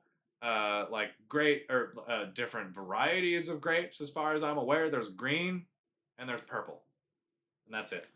Like, why can't we grow peaches? Why can't we grow apples? Why can't we grow pomegranates? Why can't we grow cherries? Like, there are so many different steak and orchard crops that you could have included that could have been simple textures on a stick, and yet you didn't. How lazy is that? How just ungood is that? I don't even have any more words anymore for the negativity flowing out of me when it comes to the machine selection in this game. And we haven't even got to the map yet. We're we're an hour and a half in. We're an hour and 39 minutes in, and we haven't even got to the map yet. Yeah. Animal care still seems to revolve around total mixed ration, which is ridiculous. I do like that they added in some smaller water trailers. That's a plus. They finally have some smaller animal trailers in the base game, which is a huge plus. They only had the bigger ones in 22, and that was stupid. Straw blowers being a thing is cool, but they don't have any round bale processors. They only have square bale processors, so that's not inclusive. Um, Forestry is kind of pathetic. You have 3 forestry harvesters, and all of them are over $300,000. And this thing, I actually no, this thing's kind of cool. I'm not even gonna complain about that. No Ponzi forage harvester or tree harvester. I'm just gonna call it that. There's one Ponzi forwarder here, but no harvester. I don't know where the licensing went for that. Why they don't get their Ponzi stuff anymore? Where the Scorpion King went? I don't get it. Where'd the Rotney Harvester go? There was a Rotney Harvester as well. There were, I don't remember the brand, but there were red ones as well in the last game. Komatsu. There were 2 different Komatsu ones in the last game. Now there's only one. Where'd the selection go? Excavators. These should be in their own category with buckets as well, and crane modules and stuff that's for things other than just lifting logs. And the fact that there's only 2 of them is again sad. There should be Hitachi, there should be John Deere, there should be Case. Case has an entire construction division that it seems like Giants has just completely forgotten about. Um, they're like there are some excavator tools here, but it's all forestry centric, all of it. Wood chippers. There's a tiny one, and there's a giant fuck off, fuck you one. Like, why? What? Who has one of these? What is the point of one of these? If you are going to own one of these, you might as well just buy a big wood chipper and put it on a trailer and haul it with a truck. You'd get more use out of the truck, to be honest, for the same price, probably. So it's cool that it's included, but I don't personally like it. I don't understand why it's in Farming Simulator. Whatever. I'm just being negative at this point. It's kind of for the sake of it, but this also, why? This is construction equipment. If you're going to add this in, add other construction equipment in, like some Case skid steers or some New Holland and Case front end loaders and stuff like that. Maybe a John Deere bulldozer for some silage compacting or something like that. Like, I don't know. I think a lot of this stuff has to do with brands paying maybe to be in the game. Some of these take me as Giants' approach to brand being like, hey, do you want to pay us to advertise for you? We'll put you in a game. Huh? Huh? Huh? Hmm? Hmm? Hmm? Want to be in our game? And most of the brands that are not very big and want exposure say yes. And then the big brands like Case and John Deere and whatever, they're probably having to pay out their ass to get licensing deals for, which I'm not surprised about. It's the selection of everything is disappointing. Winter equipment is sad. There's 3 pieces of winter equipment for an entire season in this game. The miscellaneous category. Why is the dolly here? Why is the dolly not in semi-trailers? Why can't we change the color on this anymore? We were able to change this to any color we wanted in FS22. Did Thunder Creek have a problem with you changing the color of their fuel trailer? We can change the color of the rims still? I don't know what the problem is. Anyway, big bags, all of the placeables and stuff. I'm not really gonna go through that for now. Let's get into some other stuff. Finally, man, we managed to sit through an entire day of this. Also, yeah, I never really explored this thing and found out if I can actually take that header off or not, or how the steering works, or oh, it dolly steers from the back. It's not articulated. I kind of like that, actually. That unfolds. I believe the header can be lowered down, but not removed. Yep. Can be lowered down, but not removed. I cannot take that off. So that combine does not have a removable header, and it does not state how wide this is in the shop. If you can find any more instances of that, please let me know in the comments, and I will try and maybe include those in a pinned comment of some kind. When it comes to graphics for this game, I actually think that they have been done significantly well. There are some things that I don't like. There are some criticisms, mainly some of the color flatness, some of the just some of the textures I don't think look very good in specific lighting, but some of the stuff I think looks fantastic in certain lighting. Like, I want to bring up a screenshot here real quick, actually, from let's see if it's here. Farm Sim 25. This was earlier when I was trying to stack some pallets and stuff. This was early in the morning after a rain shower later that day, or earlier that day, I mean. Look at the fog. This is beautiful. And the lights from the tractor and the shadows and just everything is done wonderfully. And I want to show you one more thing as well. This is going to take me a little bit to set up, and I should have been more prepared with this. But if we go in-game, and if I buy that Massey Ferguson harvester real quick, and if I buy the header that's associated with it real quick, and we get in that piece of equipment, and I turn the lights on, we'll just leave it there for now. And just let me attach this header real quick, and I'll show you what I mean. I noticed some really, really cool aspects of the lighting when I was playing the other night, and when I was sort of harvesting into the night. You can see now, and do I actually have that other John Deere tractor? Okay, we still have this, and it's near the shop, so I'm going to buy another weight as well. It's going to demonstrate my point fairly good. What weight did I have? I think I had this one, the 1000. Anyway. Let's go stick that weight on. Ignore me cutting the road here. Okay, so turn the lights on for this thing. Where did that weight show up? Where'd it go? There you are. Stick this on tractor. And look at that. Look at that. See the shadow that the weight created in front of the tractor? I don't think that would have happened in FS22. I believe that that weight would have not obstructed the light source and the light would have shined through. I can't confirm that because now it's been a few days since I've played the game and paid attention to things like that. But this seems like a new change and a very welcome one at that. Moving on to this harvester, it seems like those shadows have been handled really, really well, because look at when I unfold and then turn the harvester on and then lower the header down.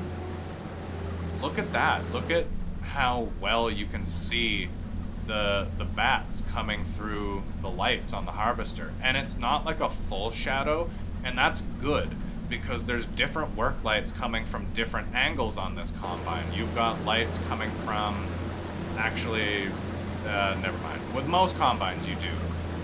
Okay, now we do. And now you can see how that lighting has changed. Now that there's no shadow in front of the lights there, the work lights aren't casting anything. And I think that's a really, really cool, significant lighting change from the last game. Where the base lights, or where the lights actually seem to have their own sources and are casting their own shadows. And so, and also just like look at the lighting in the dark. It's so good. I was complaining about the material textures and stuff like that in the dark, but I think it, or in the daytime, I mean, but I think it looks significantly better in the dark. Most of it does. Like look at the way the light sort of bathes the color in this piece of equipment, but it's also got the fade to dark here, and each different side is like lit up in a different way, and we've got lights coming from this tractor over here, and it looks like the reflections on that look real. That looks like actual like nighttime lighting when something's shining on metal too brightly. This looks really, really, really good. I think they need to adjust their daytime lighting a little bit.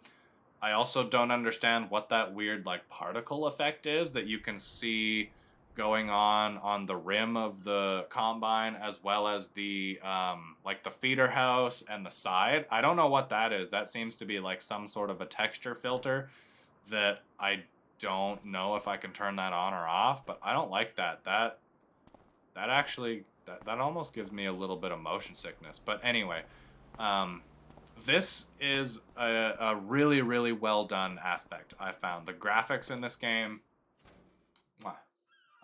at least looking at things objectively. Give me 2 seconds, guys. I need to take my sweater off. It's hot in here. Whew. I guess you can still hear me. It's just I can't hear the game when my headset's off. Anyway, I'll keep talking. Graphics and stuff. Field density has been greatly improved. And I should have been more prepared to show off that in this, but we can see from like the grass density here, if I crouch and like, I don't know, you don't even have to crouch, but just, do I have a faster vehicle? I do. I have this thing, which is maybe near a field. This thing is getting a whole rant of its own, but, and also, I don't know why I'm recording this in the dark. I should let it lighten up again. Sorry guys. The rows in this field look really, really good. This is apparently soybeans, but also just like the density of the field itself looks really good. There isn't a whole lot of gaps in between the plants. The gap that is there is small. It looks realistic. You can still tell that there's rows in like a realistic way. Like we would drive beside the field and look down our rows this way to see if we have any missed runs after seeding. But just overall, the plant density is much improved over the last game, and I find that it doesn't, like, I can't see through to the ground like I have always felt like I could in older farming simulators. And there goes my chance to show you guys crops, because now it's December and everything's probably going to start withering. Yay! Actually, I don't need to be on that. I should have waited till daytime to show you some of that stuff, but oh well. We're going to move on.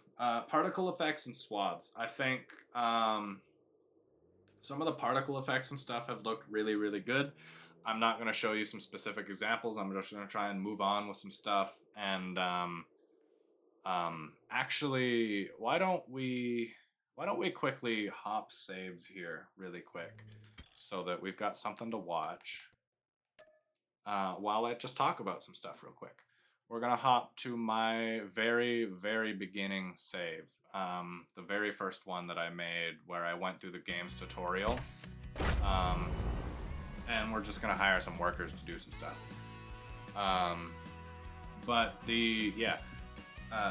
Particle effects and swaths. I found the particle effects are hit and miss. Exhausts look really good. Chop chaff, whatever you call it, coming out of the back of the combine looks really good. The way that it spreads on the ground looks pretty good. It looks better than it used to, in my opinion. What's the other one that I was really impressed by? Rain on vehicles, actually, and rain just as a weather effect in general. But we'll comment on that. I'll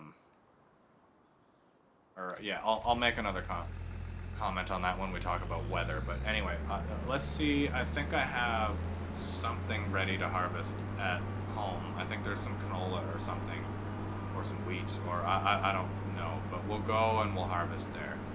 Let's bring this auger in. Indicators are still here for equipment, which I like. But they don't shut off automatically with steering rotation, which we don't like. Anyway, yeah, I think there's some canola over here that still needs to be harvested. So I'll hire a worker, and you guys will get to see in real time how the worker handles stuff.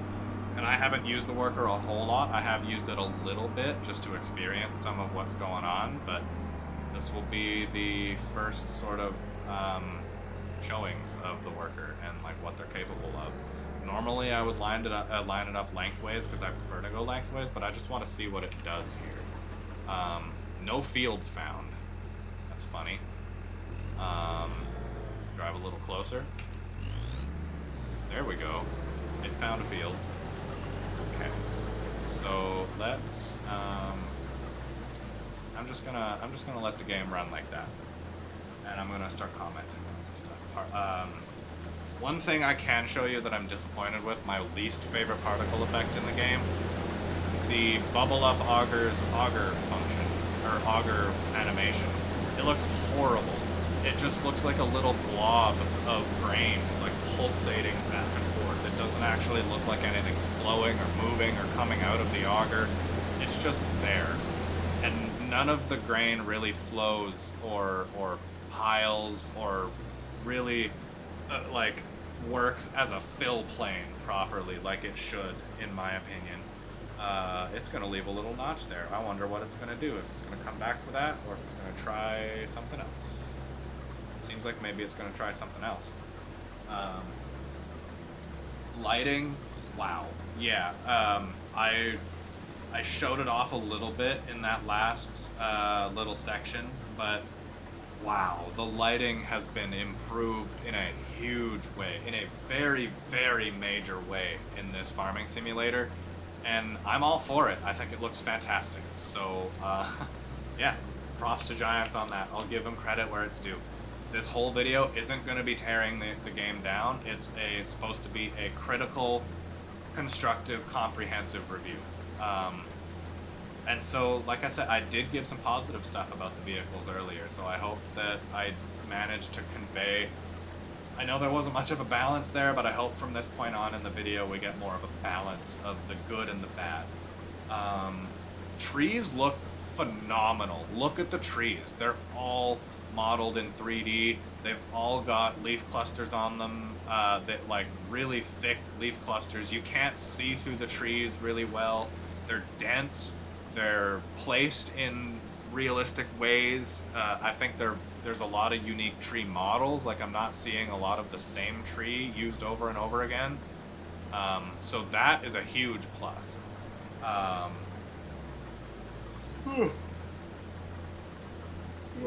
me, excuse me.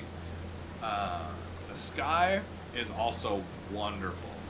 I'll just bring up those screenshots from earlier again. Look at this, and this. The sky has some really, really, really good depth. I'm not sure if it's just a texture skybox or if it's actually rendered clouds, and like I don't know how that works. I know they've added in cloud shadows, which personally I haven't really noticed much of, but the sky looks great. It looks really, really, really good. And I would advance time now to show you how it looks, but I don't really want to mess up the worker, so we'll just let it be for now. What else is there? Mirrors in cab. Let's see, what do they look like in this thing? Not great. Yeah, not great. They're probably more usable than they used to be, honestly. Those are probably some better mirror. No, those mirror positions suck. That mirror position, the upper mirror position on that side, useless. The lower one may be useful for something, but overall kind of useless. It's not pointing at anything besides the tire, so like, what are you gonna see? Anyway, I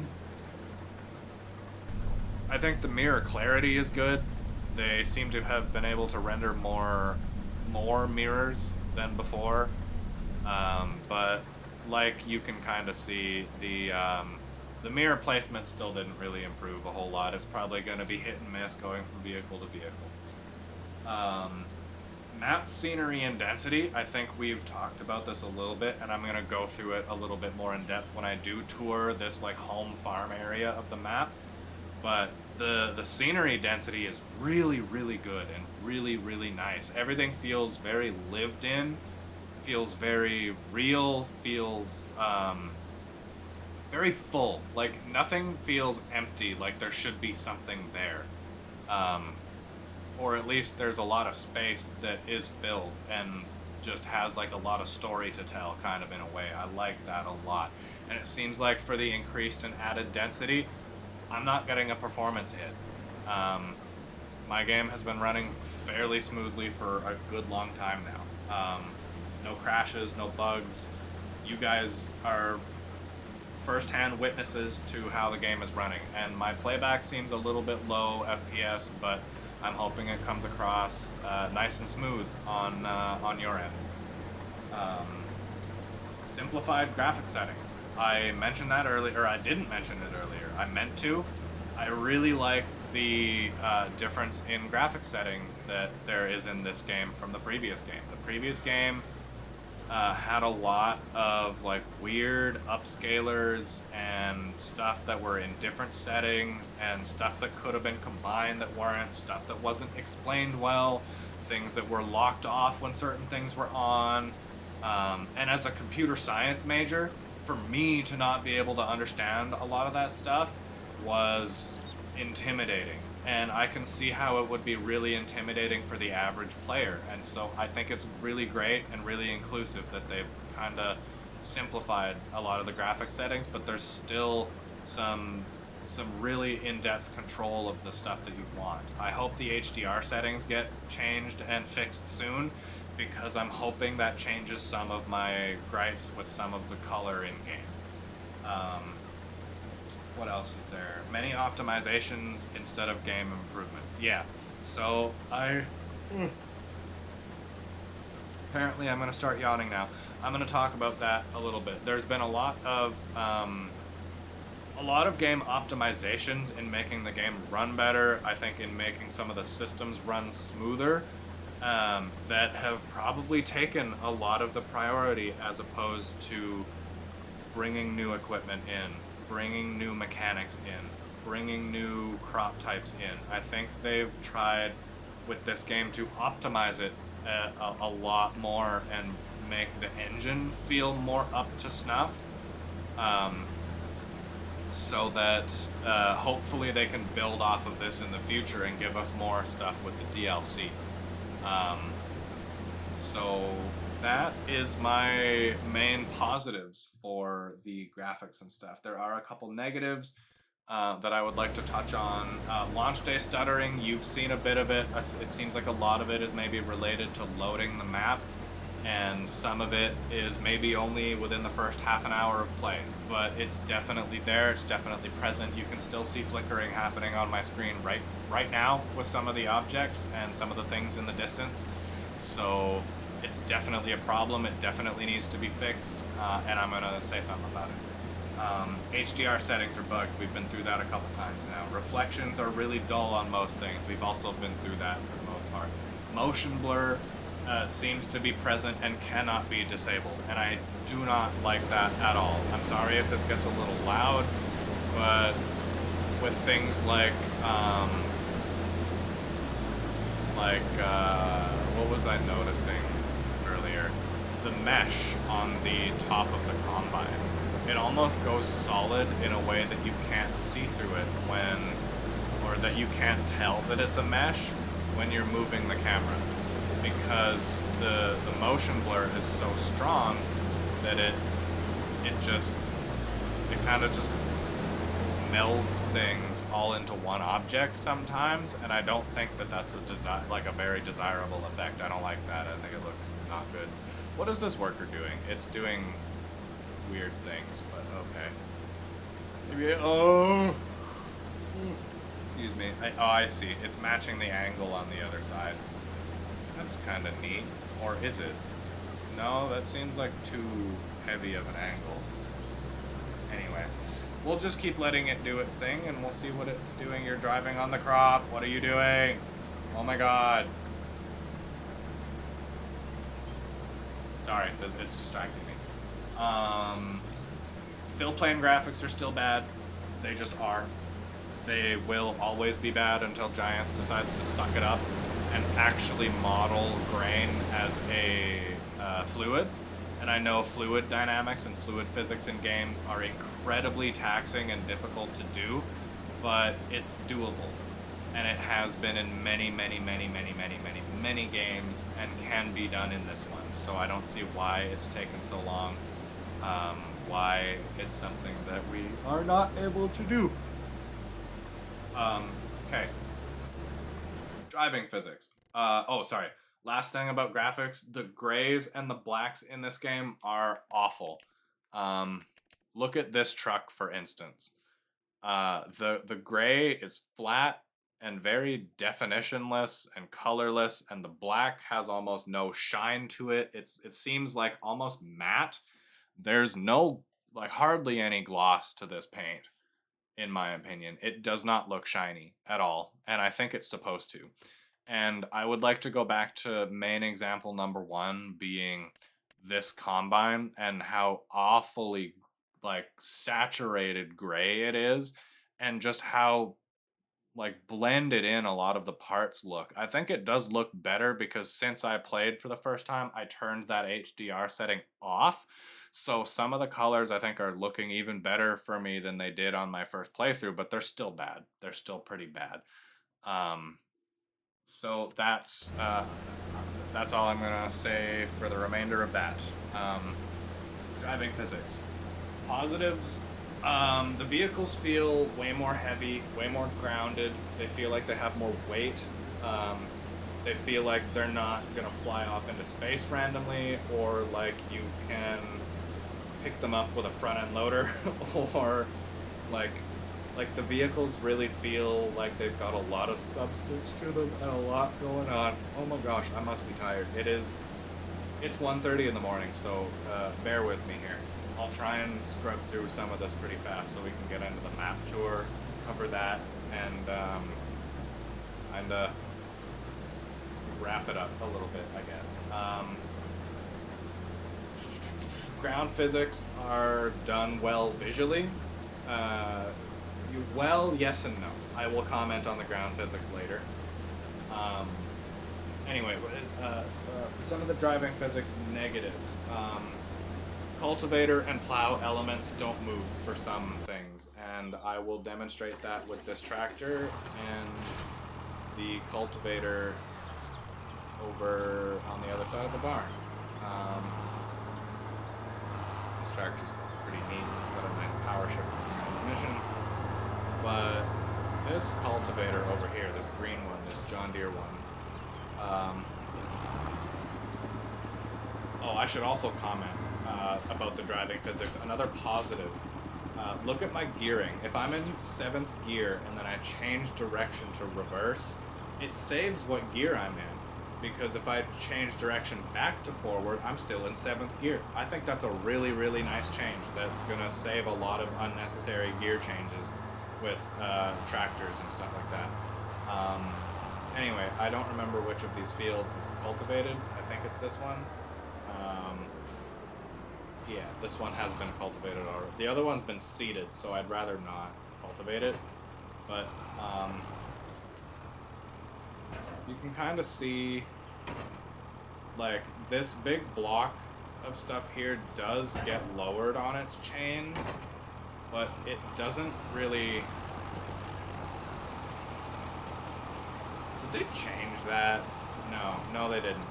It doesn't ride up and down on the chains as much as you would expect, and more what I'm concerned with, this is a two-piece bar on the back. You can see that it's not connected there in the middle over all of the tines, and yet they're not moving independently of each other. And pieces of equipment like this would have done that in Farming Simulator 22. They paid quite a bit of attention to detail to things like that, to making sure that your farm equipment had moving pieces and a lot of like subtlety when it came to the different components and how it worked and what it did. So that's a disappointing thing. That's just something I noticed with this cultivator specifically. Maybe there's some better looking stuff, maybe there's some worse looking stuff in the game, but I found that that is something that I wanted to comment on when it came to vehicle and driving physics. Negatives for ground deformation.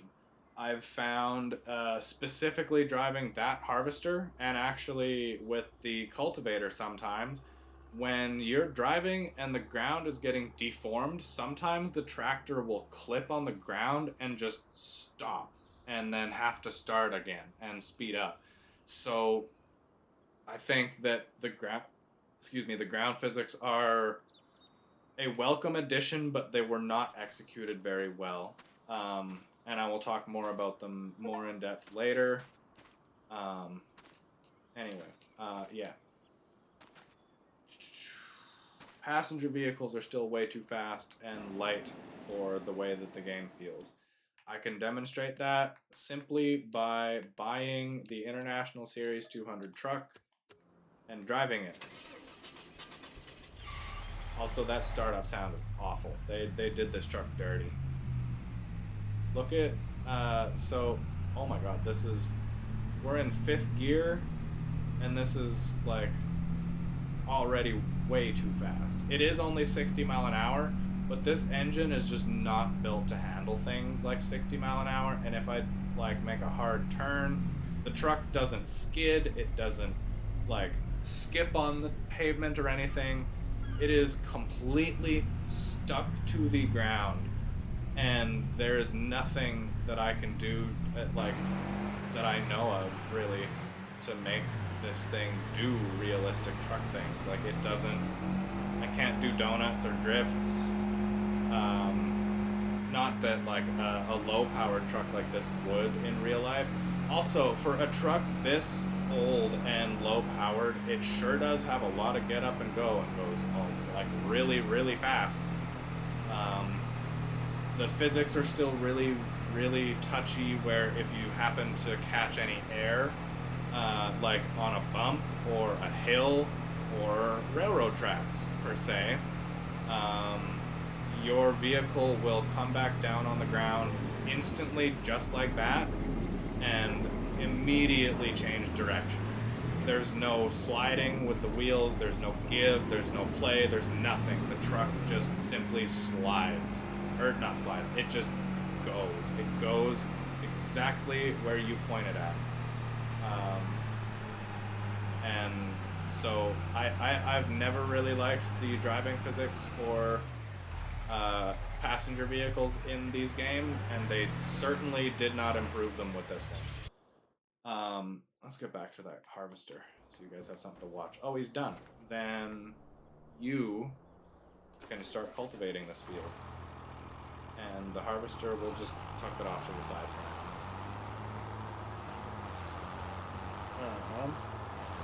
Yeah, you guys are getting a little bit of gameplay while you get your review. Hope you enjoy that. I'm having a good time. I feel good that I'm getting a lot of this stuff kind of out of my mind, and hopefully into your minds for some thoughtful discussion. Anyway, H was stopped manually? No, it wasn't.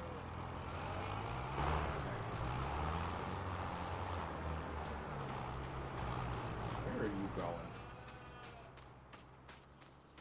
Okay. Let's just move you off the field.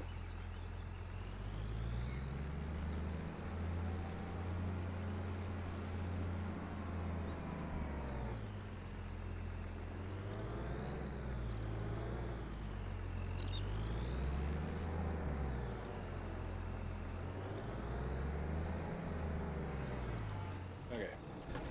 Good enough.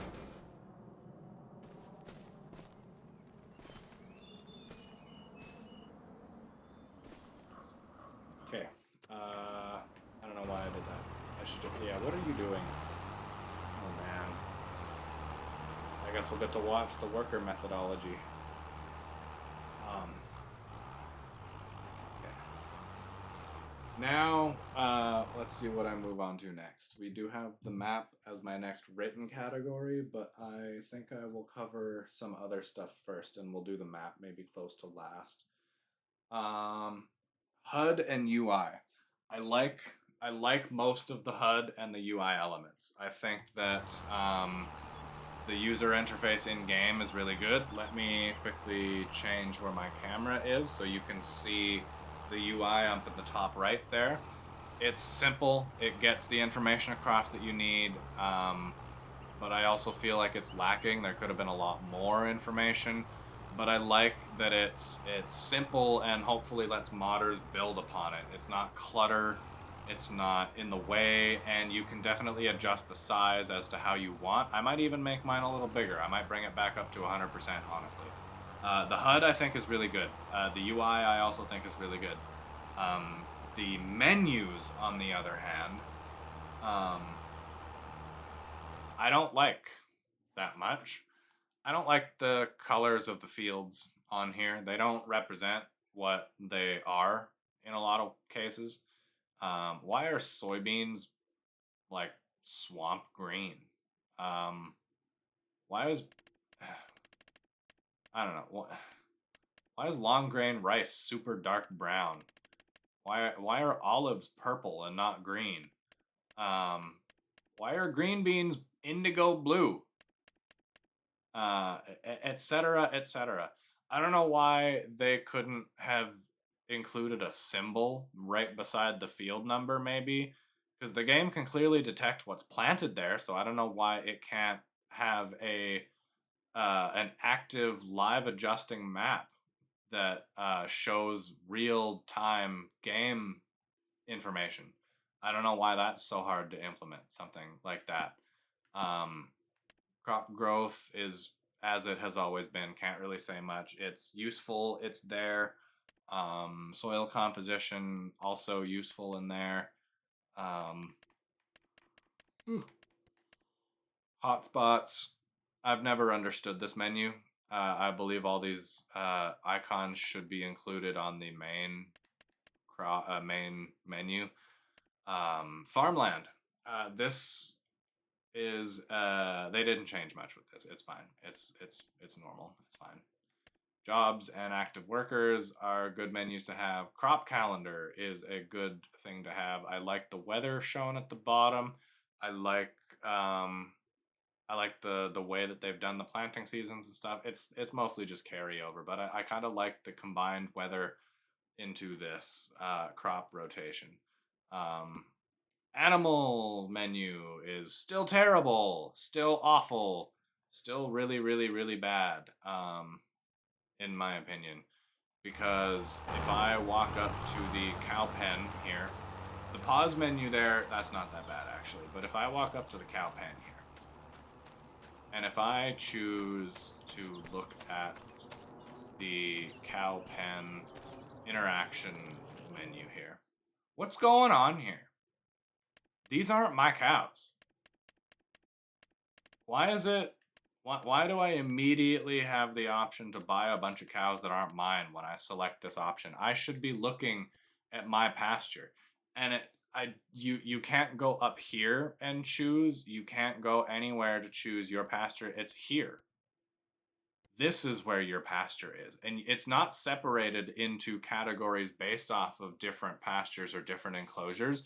It's still based off of breeds, and then it tells you what pasture it's in over here. So I could pick like a cow that's 80 months old down here, and if I had another one that was 80 months old down there, I might not know what cow pasture it's in because like I don't know if you can name them or not. Maybe you can. I don't know if you can. If you can't, then you're never going to know what cow pasture you're actually taking cows out of. And I think this menu has always been awful. It's been horribly done, and it needs to be redone. I hate it. It's the worst menu that Farming Simulator has had ever, and I will stand by that. Um, Other pause menu, contracts menu didn't change. The only thing that changed was the dude on the menu, and the map showing the location, I guess. Um, Besides that, it's functional, it's useful, it's nothing new, it's nothing exciting. Um, anyway, the rest of this is all kind of straightforward, self-explanatory. Pause menu, fine. Prices, this I like. They added the price fluctuation graph back to the game. I really, really like that actually. Um, but they did not add any filtering or sorting options, so I can't filter just by cereal grains or by productions or by say construction materials maybe, or forestry materials or vegetables. Uh, you can't filter for any of that. There's no filters here. Um, Hand tools, finances. Finance menu is unchanged. It's fine. Statistics menu is also kind of unchanged. It's fine. Um, the main thing that I want to say I'm really disappointed about with the menus is that there is no longer a shop menu for owned vehicles. You go here to vehicles, and then it brings you to the pause menu where you have a list of vehicles and a picture. So there's no categories, there's no filters, there's no sorting for any in-game vehicles that you own anymore whatsoever. They all simply just get lumped into this list, and that's it. It's alphabetical order as far as I'm aware. There's no other way to sort them. Nothing else you can do about that. And that's a big bummer. I liked the old menu from 22, um, because you could view what you had category by category, and like say you wanted to know how many tractors you have, you just click the tractors category and scroll. That's all you needed to do. This now I'm gonna have to like be scrolling through once I get more than this amount of equipment. I'm gonna have to be scrolling through trying to find stuff and figure out stuff and memorize stuff specifically by name rather than by what it looks like. So I think that's a very poor change personally. Um, what else do I have? Okay, yeah. Hitting B on the controller sometimes does not do what you expect it to. For example, navigating from the shop here, going to the vehicles tab, and then hitting B does not bring you back to the shop. It exits you because it actually brings you to the pause menu, not a separate menu altogether. So there are many, like a couple instances I found where you end up looking at a menu or traveling to another menu, and then getting a little tripped up by trying to go back, and then the B button simply taking you out of the menu instead, or unpausing the game, or anything like that. Whatever. I'll try and start running through some of this stuff a little quickly. I just realized we're at the 2 hour and 20 minute mark. Holy. Um, okay. Bins and placeables. This frustrates me as well. I'm just gonna give my rundown of things really quick. Sheds, I think there's a really good selection of. I like sheds. I'm a huge fan that they added in Quonsets. There's two of them that I have noticed. One of them's really, really long. I don't really know. Oh wait, this is a place to keep pigs. Apparently, is what it says. What about this one? Yeah, vehicles and tools. This is a pig hut, apparently. I don't know why this is here then. It should be in pigs. or the animals section of construction. But look at this. When it comes to silos, they've opted once again for the older style drop it, fill it silo that requires no interaction whatsoever. This is the base game one that's over there. This one looks better in my opinion, and this is the closest that these are the closest silos you're gonna get to American style ones. This is the smallest grain bin that there is. This is stupid. There should be hopper bottoms, there should be small flat bottoms, there should be all kinds of different grain bins for us to store our crops in. This is a pathetic selection of silos when it comes to grain bins, and this explains why they did not put any emphasis on augers whatsoever. These are silo extensions, so these honestly aren't even really used with the augers or anything. And looking over here, I thought that this little wood guy would be a grain bin that we can use, because in the construction menu, it's called grain bin when you select it.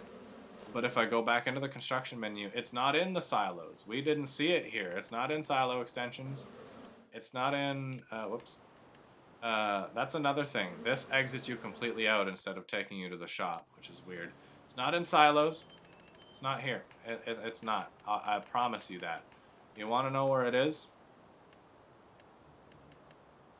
Let me see. It's in, I believe, other here for the decorative items. So this is a unusable grain bin that they added in. For what reason? I don't know. That's my biggest gripe with the placeables, is that there is a huge lack of grain bins, no small grain bins. And then also, if we look at in the silos, if we look at the fertilizer tank that's down here, or not, containers, sorry, that's down here, there is a silo that can be filled with different products. This, I believe, would be for seed, but I also don't know how to fill it. Seems like it is, yeah, sorry about the camera. It seems like it's maybe just filled by driving up alongside it and hitting a button, because there's a fill trigger on the side there. The other ones that we have, this one's for liquid fertilizer, and this one is just for solid fertilizer. I liked to use these bins in FS25 to store solid fertilizer and seeds, so that I could bring my seeder over and fill it from 2 augers really quickly. But no, we only get the one, and it's locked to fertilizer. I got a neat water station. Super big, though. I don't know. There's some good stuff and some not so good stuff with the placeables. I haven't figured it out yet, but it seems like the... Oh, you can place this. Well, there seems to be a placeable one and a movable one, because you can buy that in the shop in miscellaneous. Anyway, there's a good amount of greenhouse variety as well that I liked, but I'm actually going to go to my other save game to talk about that, because I started messing around with some of the greenhouses and stuff in that other save game, and I'm a little disappointed with what I saw, personally, but I'll try and show you before talking about it, just so that you have a bit of an idea of what's going on here. Also, just gonna let you know, we're almost there. I've only got a page left of notes. We've gone through 5. So we're getting close to the end. This is also getting to be a long recording. I'm really tired. I want to go to bed and eat some food. Not in that order. So, yeah. If we go, it is dark again. If we go, I had set up this greenhouses. I know it's hard to see. I'll let the daytime come around. I'm sorry. This is a good example of the really poor color saturation. Look at the dark and the green grass and how it all just sort of becomes one object when it all like morphs together in the really poor lighting.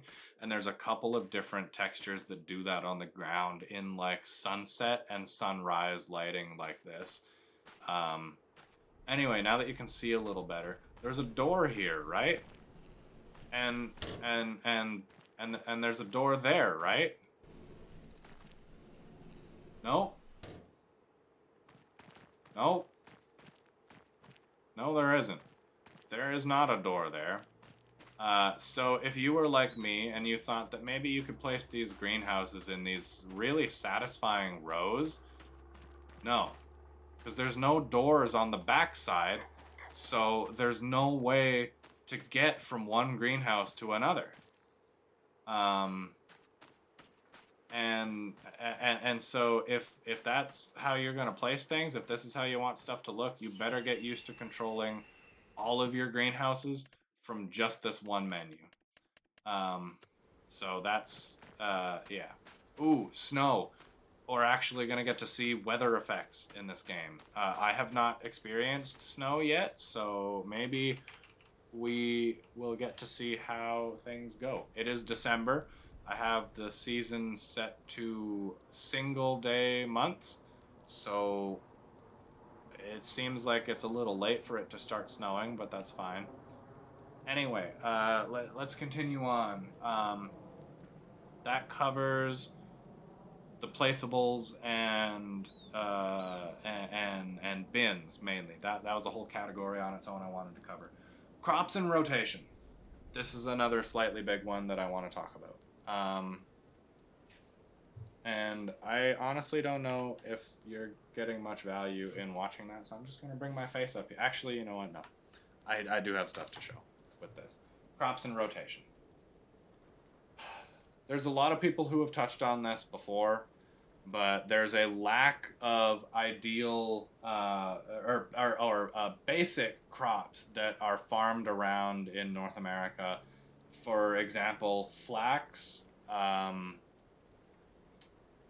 conventionally combined peas, mustard, chickpeas, lentils, and then the differentiation between winter wheat and barley, and spring wheat and barley. Those are all very easy things that they could add that would add a significant amount of variety in the growing, the harvesting, the just the overall feel of agricultural cereal crops in general in this game. Because as it is, we have a lot of main crops like wheat, barley, canola, and corn. But beyond that, we don't really go into the in-depth stuff, the more niche crops. Like there is soybean, there is sorghum, but there's a lot of stuff that I mentioned that isn't even really niche that tons of farmers grow. Flax specifically, peas specifically, lentils specifically are very popular in the plains where I'm from. So not having them is it feels very lacking, and it's a very easy thing for them to do.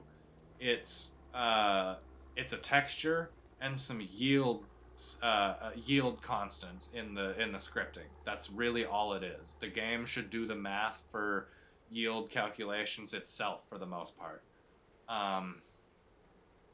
Okay. The next thing. These are yeah. All of these points are negatives. Wrong menu. Pause this. What's wrong with this menu? And let me remind you, this is the North American map. What's wrong with this menu? Have you figured it out yet? No? Let me tell you. The crop rotation is is wrong. It's just wrong. Um, in Europe, there are places that plant canola in the fall. Yes. That is frost canola or winter canola. Um, it is grown. It's a thing. It exists hardly ever. It's very rare in North America that I ever see winter canola being planted. So for the canola planting time to be in August and September is just ridiculous to me. It's so stupid. And then for there not to be the option to plant wheat and barley in in the spring, why? Why? We, most farmers plant everything in the spring. We don't do any winter wheat or barley on our farm at all. We just don't, because we're not a big enough operation. We can't do that. We have to finish harvest before the frost comes. We don't have time. Most farmers don't have time to plant winter crops, and the ones that do are corporate farms. So the fact that this crop rotation is so out of whack is a massive oversight for the North American map, and is really, really sad that they did not figure this out, and that they're advertising this as a North American map, and yet it's still almost entirely European centric when it comes to the economy and the mechanics of how things are grown. There is no way to choose fall and spring planting for crops that can be planted in either. I would be fine if you could choose, but there's no way to choose. Um, the way that would be best for us to choose is just let us do it in both. Give us a growing season or a planting season for both, for spring and for fall. Because then we have the freedom for both, and you don't lock us out of either. Next, they've added five new crops, I think. Rice, long grain rice, peas, green beans, spinach. Yeah, 5 new crops that they've added in. And 4 of them have one harvester that you can use. So if you want to have any form of crop variety when it comes to long grain rice, green beans, peas, and spinach, you are going to need probably $1.5 million, if not $2 million worth of harvesters alone. That's not including the seeders, anything like that. And the price isn't even really that big of a problem. It's the fact that you only have one option. There's only one option. You can only buy one green bean harvester. You can only buy one pea harvester. There's only one fucking short rice harvester. So these crops that were added in have no replayability, no variety, no reason to come back and plant them again. There's no reason to be engrossed with these. Absolutely none. And there's been hardly any expansion for the other special crops. I mentioned orchards and cotton and everything earlier, and I won't go too deep into it because I already mentioned it. But there was no expansion of any of the crop types for those, or any of the methods used for those, or any of the equipment used for those. And when there was expansion, it was frankly stuff that we already had and didn't really need more of. There's no alfalfa when it comes to grass care. You cannot plant an alfalfa grass mix, as far as I'm aware. This game, you plant grass. That's it. And so, even though it's just a name, and maybe the grass does have some alfalfa flowers in it, it would be nice to at least call it that, or to have our bales be alfalfa bales or hay bales rather than grass bales. So yeah. Weather and seasons. We're getting a pretty clear showing of the weather and seasons here. You guys got to see the rain. You got to see the or not rain, but you got to see the night sky, the darkness, and stuff like that. Now you get to see these water effects look really, really nice. But now you get to see the winter and if it's actually going to snow. I'm curious to see if it's going to snow. I'm going to start advancing time just to see if it ever does. Because, oh no, of course. The snow is over. The water is drying up. It's December on an American map and it's not snowing. Great. Love it. This could be different with months with a longer period of time, with more days per month. I'm not sure. I will have to play more and get more experience to know, but without that, I can't comment on that. And I wanted to get this review out early enough so that it can help some people make a decision on the game if they want. So you will have to find out yourself if snow actually shows up when you're playing longer years and how it actually affects the game, because it's pretty clear that I'm not getting any snow.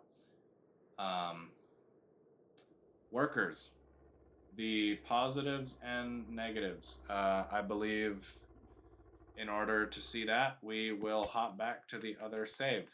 The positives that I will give is that they seem to be able to identify fields and they pick their own starting place that seems advantageous for them to get the most work done. However, I'm not sure if they are actually completing all of that work, and I want to go and check on the John Deere tractor that we set to work in this save. No, it wasn't this save. Crap. This is the wrong save. My bad. I loaded the wrong thing. I'm a bingus. Oh well. I want to check on that guy because I'm sure you guys noticed when we were just chilling there and doing whatever, he was ignoring the edges of the field almost completely and doing only the center. So I want to know if he's going to do the edges at some point or if he's just going to leave them because he feels that he can't.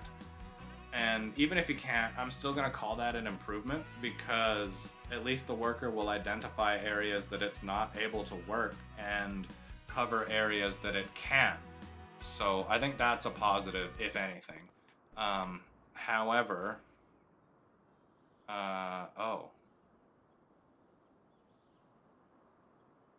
well, I guess we will set him off again while I finish talking because I didn't save him working. So I'll move this harvester out of the way again, get back on the tractor, and let him go. Let him cook. Actually, shut that off.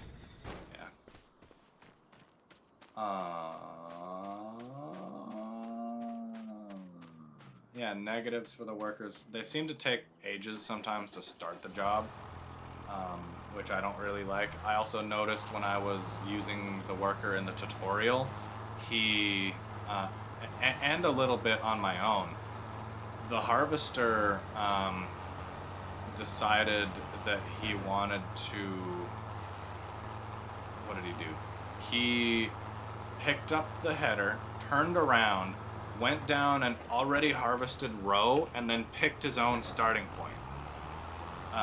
And so wasted a fair bit of time and already harvested over a spot that was harvested. And I don't mean that it just drove over it, like it lowered the header and started cutting in a place where there was no crop left. So I have noticed positives, I have noticed negatives. Overall, I don't know exactly what to say about the workers just yet, but hopefully it's good things overall. My list went away. Sorry, let me bring that back. Yield mechanics. I don't like that we're forced into rolling things. You cannot turn that off. There's no possibility of turning off the rolling to increase yield, which I don't know if it's a thing that actually would work in real life, but we don't roll all our fields. We don't have a crop roller. If we do peas, we borrow one from a neighbor or pay for one from a neighbor. We will rent it. And there's also certain crops that you just shouldn't roll, mostly. Like canola, I think, should not be compacted as tough as it would be with a crop roller. I don't know. It just seems like rolling is a dumb yield improvement method that is included for the whole, or like every crop, all of them. And it's unnecessary, it's tedious, and you can't shut it off. So I don't know why you can't shut it off, but you can't. It's dumb.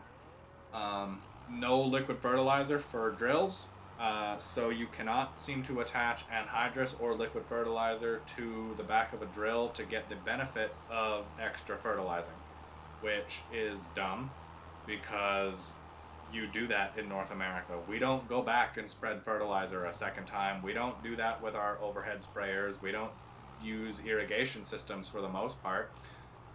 In certain places we do, but here in Canada we don't. We use liquid fertilizer and anhydrous connections on our drills to supplement crop growth with extra fertilizer, and there's no option to do that in this game. There's no equipment regarding it. There doesn't seem to be any mechanics, and I bet you when there are mechanics involved that the modders make, it'll be a little janky because the game isn't built to support things like that, and I think that's a choice that Giants has made, not a limitation of the game engine. Landscaping, we messed around with that a little bit. Sound design has been really, really good from what I've noticed. The environment sounds are great. The engine sounds are great. The tractors all sound very different. They sound very, very meaty, very full.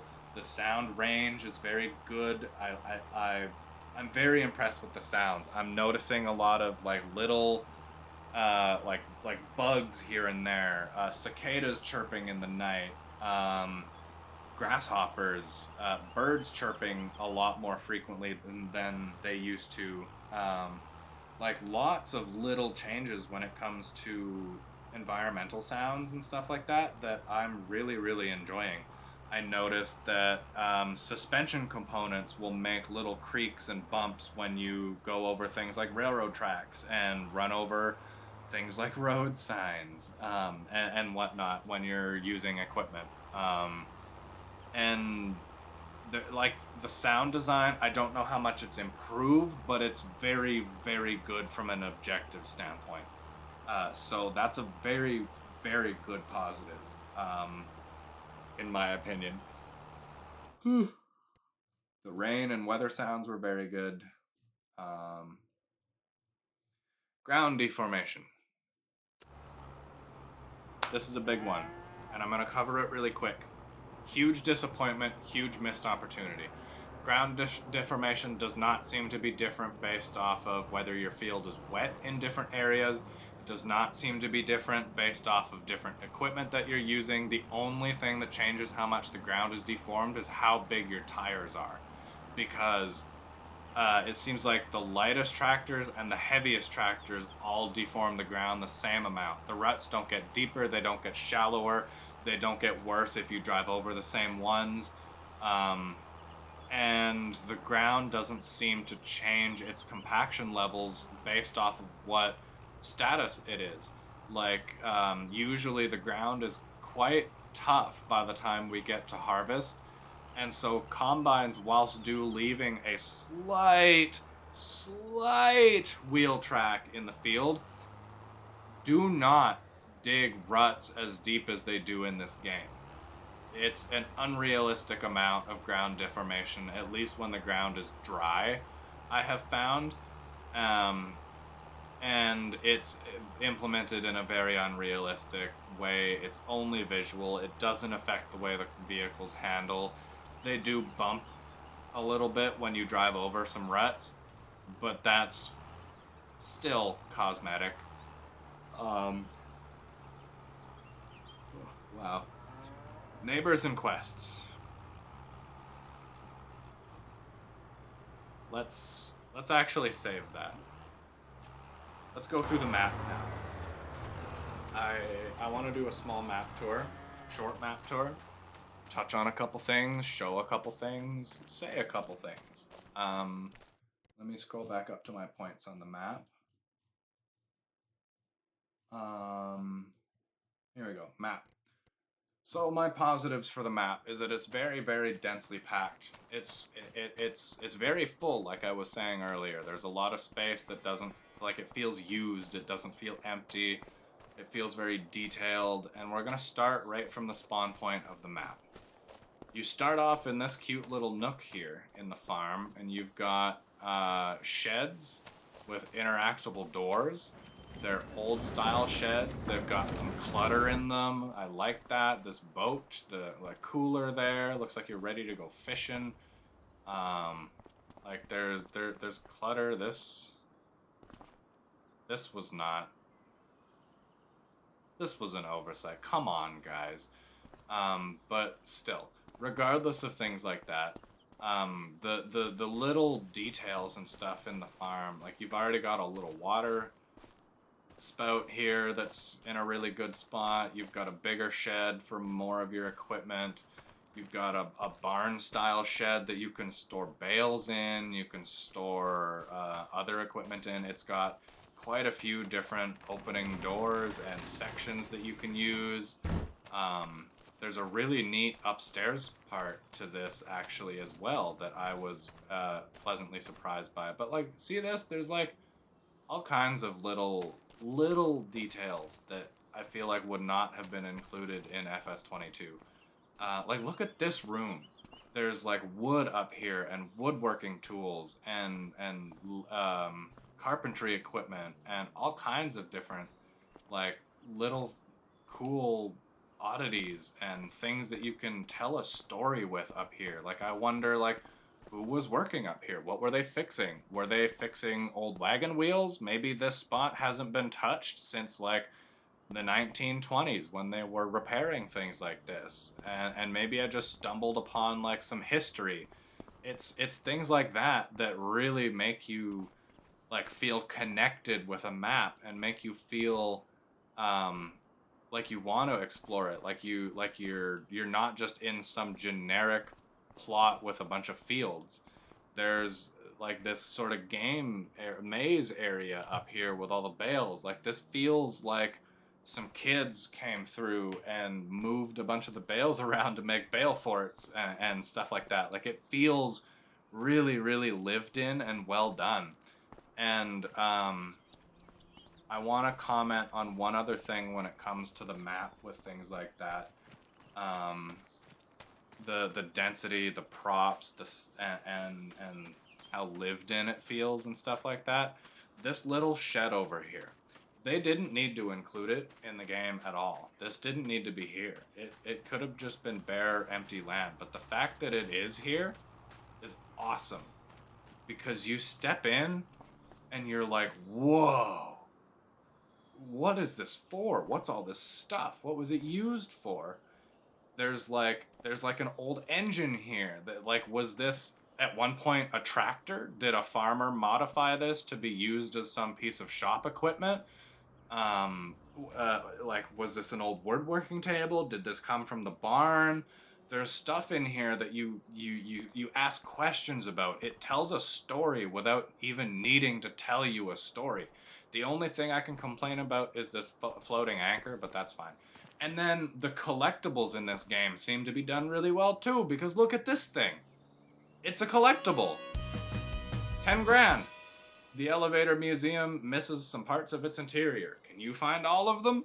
That's really neat. Like, I really like the fact that you're going around looking for props that are going to be fixing buildings. I don't know if it's actually going to fix the elevator, but they're like pertaining to real things around the map. It's super interesting how they've integrated stuff like that and how, like, just natural that felt, me stumbling upon that instead of finding like a toy duck or some of the other things that have been in the other, like the horseshoes that were in Farming Simulator 13. It feels like a way better collectible system. So now, what's this guy doing? Are you gonna do the edges, guy? I don't know. We'll watch him. Okay, I don't really have to go around to talk about the rest of the map, so I will give you the rest of my comments here. There's lots of height change. I really like that. The height change is really, really good. There's lots of variation in the land. Shop is not too far from the main farm, so you can, like, early game, you aren't spending hours bringing all your equipment from the shop back home or trekking back and forth. There seem to be some relatively close sell points that you can use. So if you're not that concerned with price and just need to move product, you don't need to travel halfway across the map to do so. Whoa. Um, let's see. I literally said this in my notes. Riverbend Farm is cute. It has lots of space and has everything you need. It feels lived in but not confined and gives lots of room to expand and grow and customize, which I like. Like I said that there's lots of full space, lots of lived in space, but there's still lots of open space too to put stuff. There's lots of like areas where I can put placeables, places where I could modify roads. I could get rid of that shed and put something else there. I could move the silo. There's these spots with the trees that I could get rid of the trees and put something there. There's this spot here that's completely open that I could put something in. Maybe a couple of grain bins or something like that, or a new shed. There's also I will comment on the quest system a little bit later, but I feel like the map almost in the beginning gives you an arbitrary goal to work towards, even if you're not sure what to do with the farming, because it gives you a shed here to build with wood beam, wood planks, and regular planks. And so it promotes you interacting with the map more to engage with the game and expand your farm. So I really, really like the map design overall and a lot of the changes that have come with it. However, there are negatives. My biggest negative is that the map is way too small. Look at the map. From here to here, it hardly takes me a minute to drive from the shop, which is here, back to the main farm. So you can cover the whole map in probably 3 minutes, which is tiny. It's very, very tiny. I know we're probably sacrificing size for quality here because the quality of everything has been fantastic. It's very dense, very packed, very lived in, but the size of the map is lacking, and for an American map just does not fit the scale of our equipment. The biggest field here is field 24, and it is 25 acres. The base game fields that we get here are like 4, 5, and 6 acres. So we're really only getting a field 4 times the size of the one over there. And that's not very big. With the biggest combines in the game, you'll have that done in less than an hour. And I know that maybe a lot of people don't want to spend a lot of time on the game, but harvest is a season for farmers. Harvest isn't just a thing we do. It's a time of the year. It's a lifestyle for a lot of people. So I like a long harvest. I like being able to like have larger fields and bigger areas to farm in. Is this worker? What are you doing?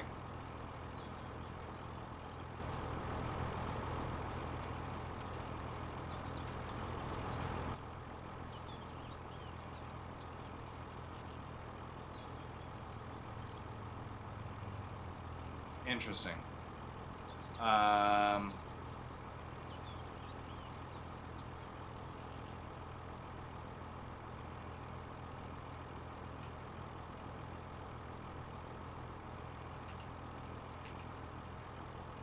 Yeah, the worker doesn't want to finish. I guess that's minus points to the worker. I usually make a headland anyway on my own. But that's disappointing that the worker doesn't want to complete this field. I was excited for the revamped workers and hoping that they actually handled things like curved fields and stuff a lot better, but if this is the way that they're even going to handle a square field, then this is just pathetic, and not functioning fully. Anyway. Okay.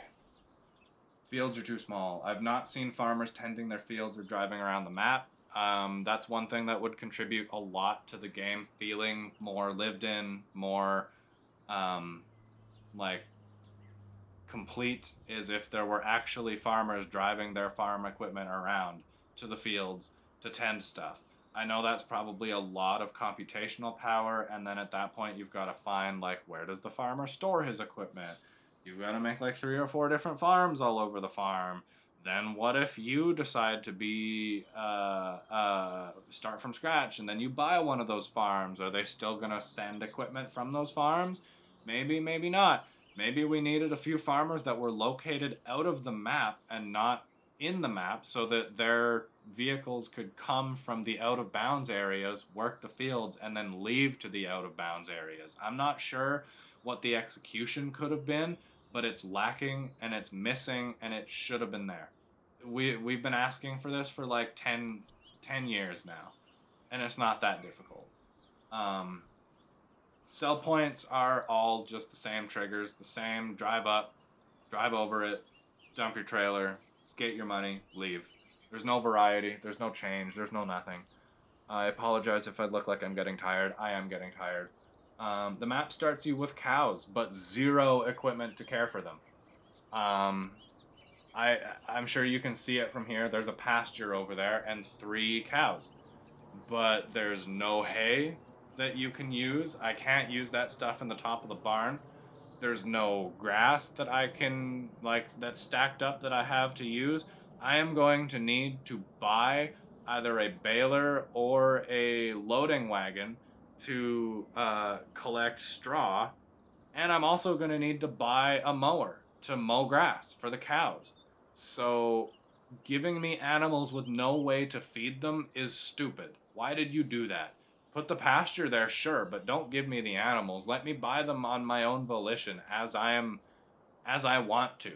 Let me prepare for them. Let me get ready to have animals. Don't just give me animals and then expect me to, oh shit, I guess the first thing I have to buy is a mower no matter what. Like that, I don't like that. It feels like I'm forced into animal husbandry when I don't want to be. Maybe. So that is a negative, in my opinion. Um, and that's all I have to say on that specifically about the map. There were a couple other things I wanted to mention. Um,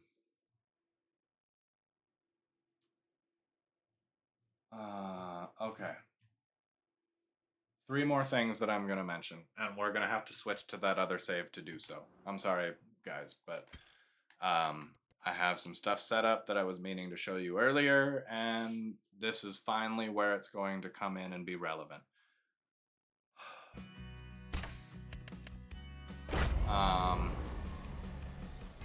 Yeah. Loading will be quick. That is one positive. The loading for this game seems to be quicker than it has been previously, although I have it installed on an SSD, pretty fast one, so the load times could vary depending on what your system is like and what you're playing on. Anyway, we're here. Let's attach this and then detach it, actually, and then drive forward a little bit and then detach it. No.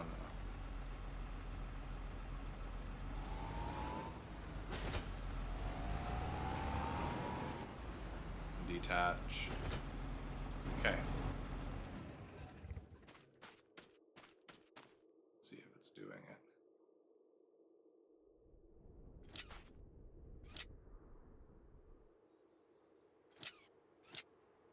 Huh.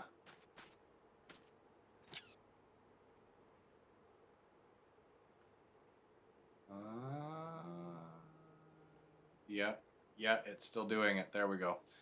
You can see look at that little yellow marker on the back of the tractor. It's gone now. You want to know why it's gone? The trailer is moving very, very, very slowly. You can see on the hitch here, it is no longer lined up with the ball. It's moving, and it does this because of the pallets, and probably bales still too. I don't know why. I don't know why they.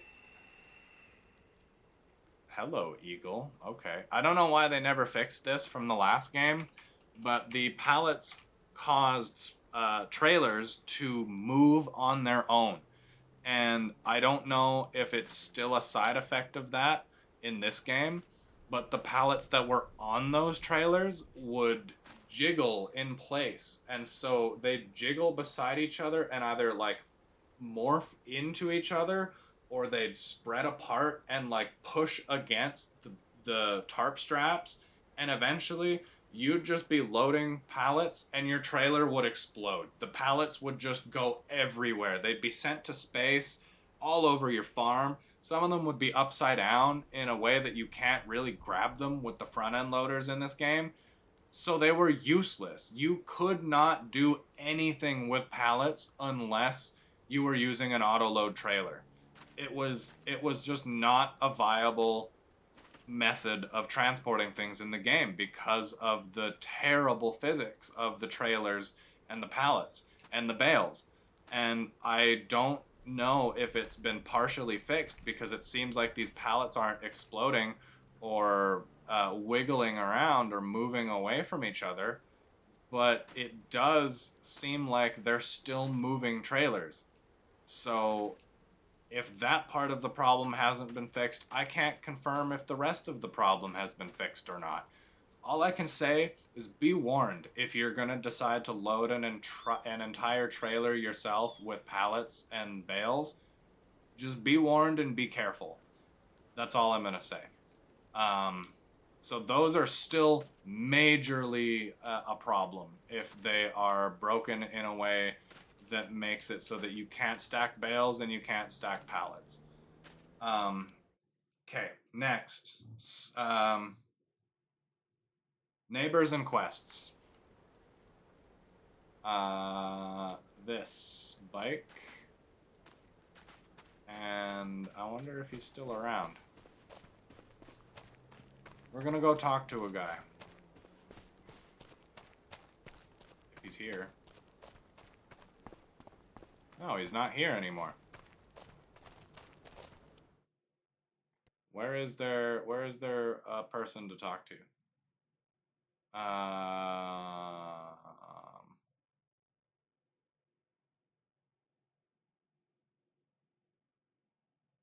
Hello?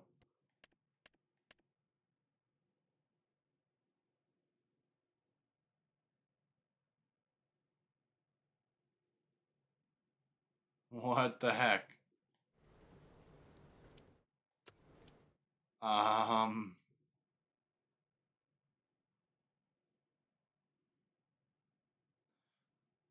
yeah, I guess that's a thing.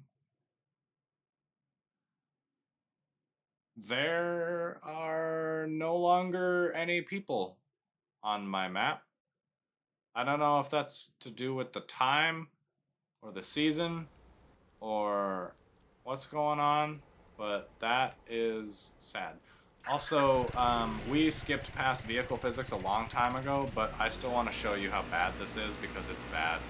This bike is really bad.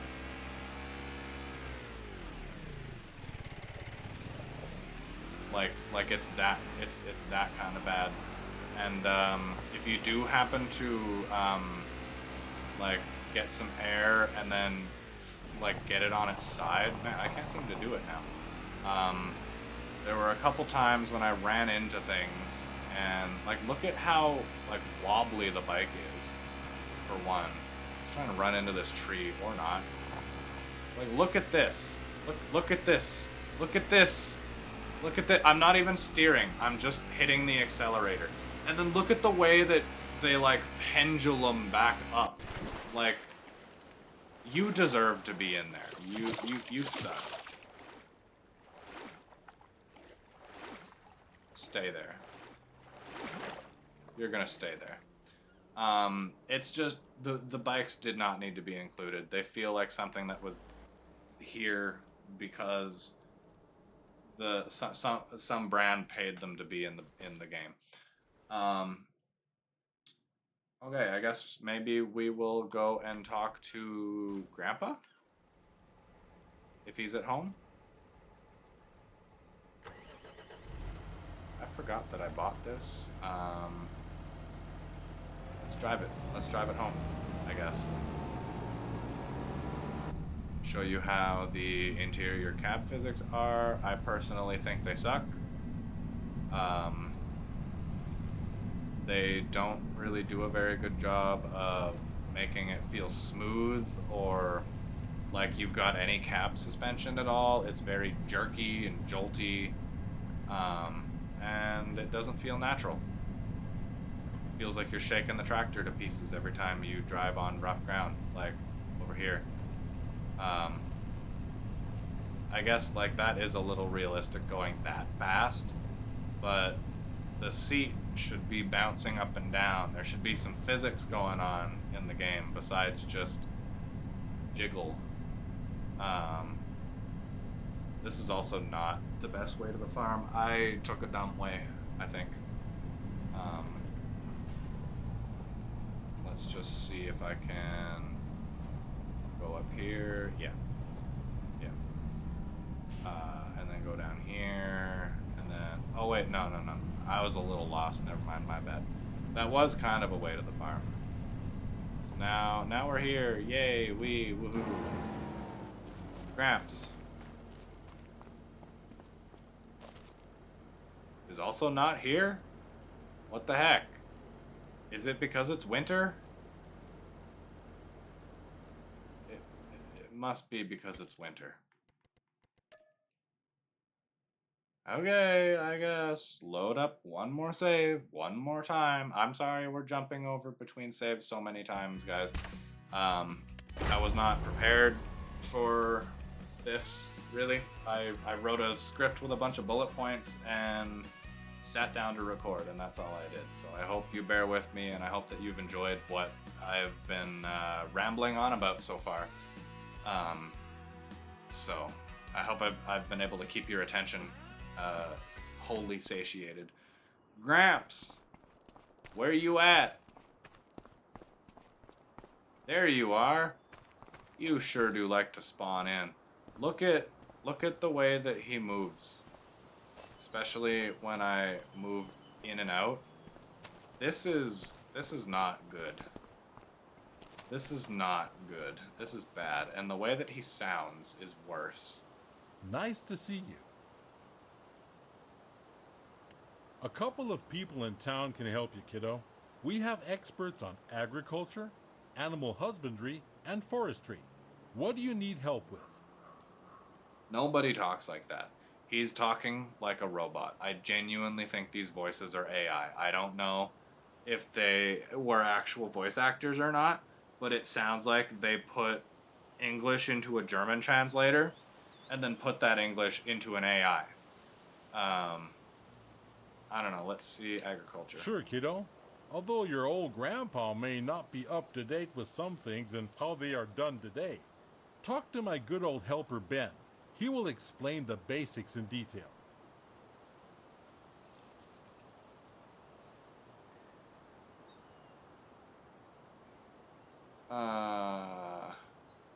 Like who talks like that? Although your grandpa may not be up to date with some things and how they are done today. Nobody talks like that. Anyway, and the voice acting is just bad. You don't need to experience any more of it. It seems like the quest lines and contracts are not very in-depth at all. There's a very basic in-game tutorial that teaches you how to cultivate, how to seed, and how to harvest. Doesn't show you how to sell your crops. Actually, yes, it does. Never mind. I'm sorry. It does tell you how to sell your crops. Doesn't show you fertilizing, doesn't show you weeding, plowing, anything like that. And from what I can tell, all of the quests are just contracts. They're is not really any quests that I know of for like building a building, finishing a bridge, um, um, like nothing involved with the other citizens like that.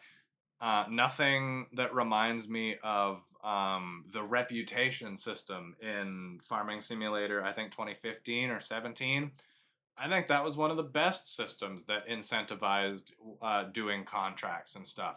I wanted to do contracts specifically so that I could get better deals on fields that I wanted to buy in the future. I would look out for contracts by that farmer or on that field so that I could do those, get in the farmer's good books, and hopefully buy that field for a lower price later down the road. And I thought that was really, really cool. I thought that was awesome how you could like develop your choices in the game through the contracts that you were doing. But it seems like that opportunity has been missed here. I haven't had a huge amount of time to experiment with it or go super in depth with it, but from what I've walked around and talked to a few people and experienced, the NPCs are basically Gramps being there and giving you like basic tips and tricks, and like three other people that are there solely to give you some slightly more in-depth tips and tricks. And then to be a thumbnail in the farmer panel. And yes, you are correct. These are the only four people, maybe four people in the game. Hugely disappointing. Yeah. Okay, and then the last thing that I want to talk about, the very, very last thing that is specific that I want to talk about. This. And this bullshit. Farming Simulator finally adds in swathing as a game mechanic. Finally adds in swathing as a game mechanic. And what do? They lock it behind a paywall. Yeah, this was content that you got for free if you pre-ordered the game. But a lot of people don't pre-order games. You don't get this for free in the year one seasons pass, which granted, it's probably advertised and stated that you don't get this, but I think it's ridiculous that this is day one DLC that they expect you to buy if you didn't pre-order the game. Day one DLC. And that's not even the biggest problem. It's day one DLC that locks an entire game mechanic behind it. An entire game mechanic locked behind DLC. I don't care how much it costs, how cheap or expensive it is. That is ridiculous. The fact that there is no base game swather is fucking ridiculous. And that is the biggest thing that pisses me off with this game. The fact that they are trying to milk us for every dollar that they can get, whilst charging $60 for this game, 110 Canadian if you bought the year one seasons pass, and then charging day one DLC on top of that for game mechanics.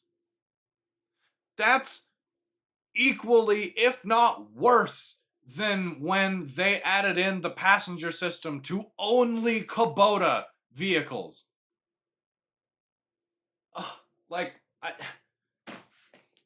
Okay, that's all I want to talk about with that. I'm done. I have commented on, covered pretty much everything that I want to talk about regarding this game. If there's anything I missed, if there's anything that you want me to talk about more, maybe I could make a follow-up video. Maybe I could make a 1 year in review after some DLC have come out, after some other stuff like that. But for now, I am really tired. I'm really hungry. I am frustrated with this game overall, and I want to go to bed. So this is the end of my review. I'm going to give you a conclusion. Overall, you saw the game for what it is. You saw most of the aspects of almost everything. I tried to show you pretty much everything besides harvesting every individual crop, getting the rice stuff done. I didn't tour the Asian map, but that would have taken me another hour because I actually haven't even played it yet. I've seen footage of it, but I have not played it myself yet. So, anyway, it's a great game, I think, for what it is. When you look at the simulator market, you see a lot of really crappy trash games. Things like Construction Simulator are often really bad and goofy. Things like Mining Simulator, like most of those simulator games are done very poorly and very jankily and don't have a lot of depth to them, but Farming Simulator shines above every game in that regard every time there's a release. It's polished, it runs well, the mechanics are fleshed out, it's built itself off of a solid foundation from years and years and years of success. And so if there's any simulator game that I would say is the closest to complete out of any simulator game on the market, number one is American Truck Simulator / Euro Truck Simulator, and number two is Farming Sim. And everything below that is, personally, in my opinion, just not up to the same standards. So if you like farming, if you liked the last Farming Simulator games, and what you want is the new Farming Simulator games so that you're going to be caught up with mods, you're going to be able to play with the equipment that the YouTubers you're watching are playing, that you're going to be able to plant the crops that are here, then this is the game for you. If you want to mod this game, if you want to add new equipment, if you want to add new maps, if you want to add new scripts and game mechanics and all kinds of things like that, this is the game for you. If you have Farming Simulator 22 and you modded the crap out of it and you feel satisfied with that and you feel like this game doesn't add any features that are significantly new compared to what you're already playing, don't buy it. Wait for a sale. It'll probably be 50% off 4 months from now. So just wait and get it later, because my recommendation in the end will be to get it, but not now. Because later there will be mods. There will be lots of mods and lots of stuff to choose from. But if I had to,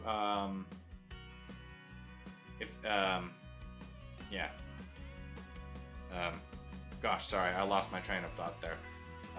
Raw unedited review. My last bullet point is that this is the worst generational leap that we have ever seen in a farming simulator game when it comes to content. And by that, I mean Farming Simulator 13 added in big harvesters with dual wheels and foldable augers, and it fleshed out mechanics in a big way. Farming Sim 2015 added in forestry, and at least I think it did, and the entire ability to cut trees down. There's been significant big steps forward in every farming simulator game except for this. You could argue that the rice is that, but I would say that is a really lazily implemented gimmick, not a crutch mechanic that the game plays off of for replayability, nuance, and just something unique and new. I don't think that counts. I also don't know why I haven't shoved my face up in the center like this yet. Sorry about that, chat. Guys,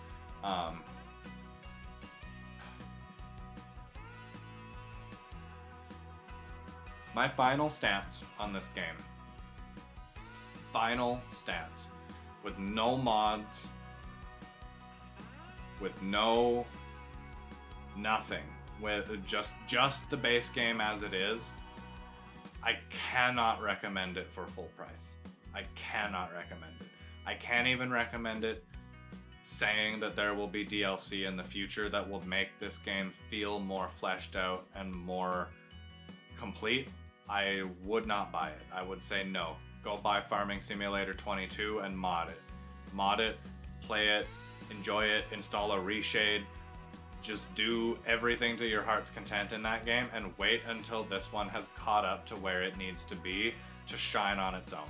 This game does not offer anything significantly unique, replayable, in-depth, or anything mechanics and content-wise that would make you want to switch to this game over other farming simulator games.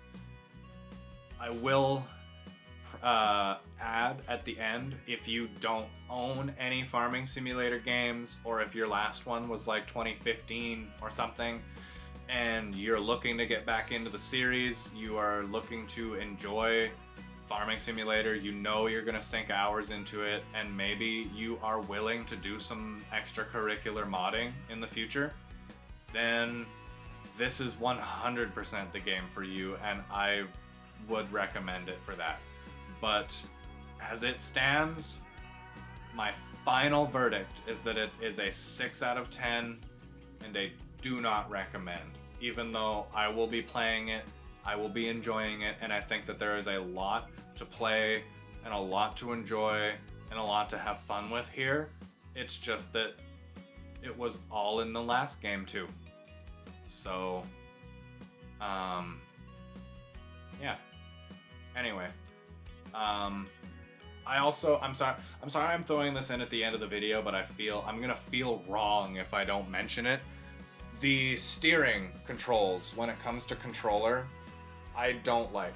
I should have gone through the controls a little bit better, but the steer back is locked to the joystick. So normally steer back speed is like you steer this way, and when you let off, that's how fast the wheels come from steered to center.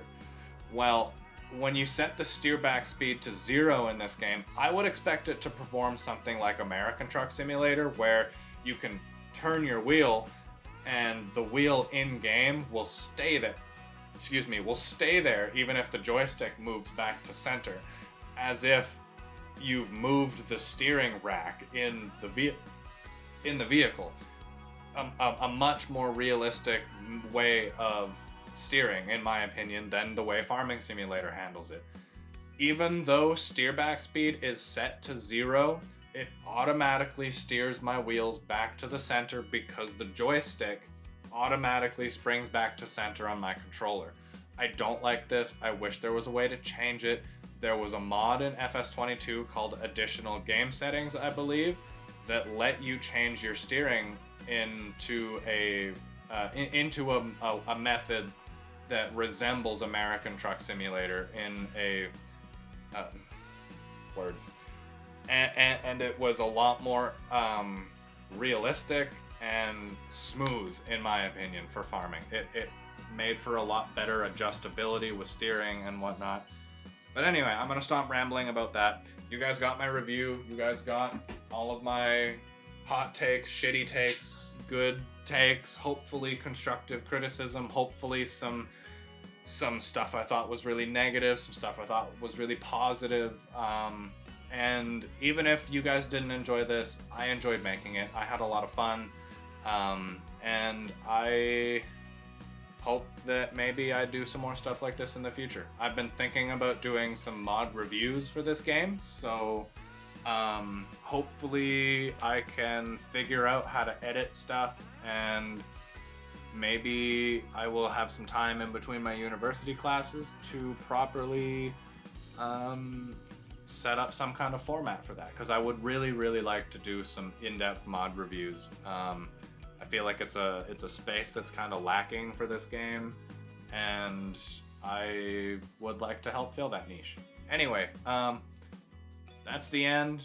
I hope you all had a wonderful time. I hope you enjoyed spending the last 3.5 hours with me if you did.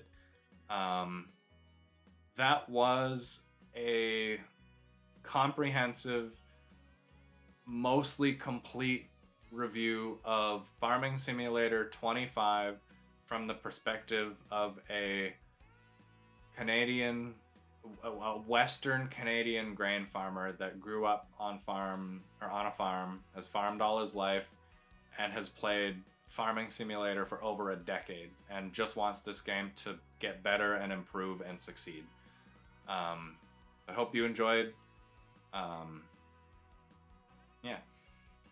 Have a wonderful rest of your evening. You can catch me sometimes on Twitch at twitch.tv/duskfallgamingttv. Yeah, that's all I have to say. Yeah. Have a wonderful rest of your night.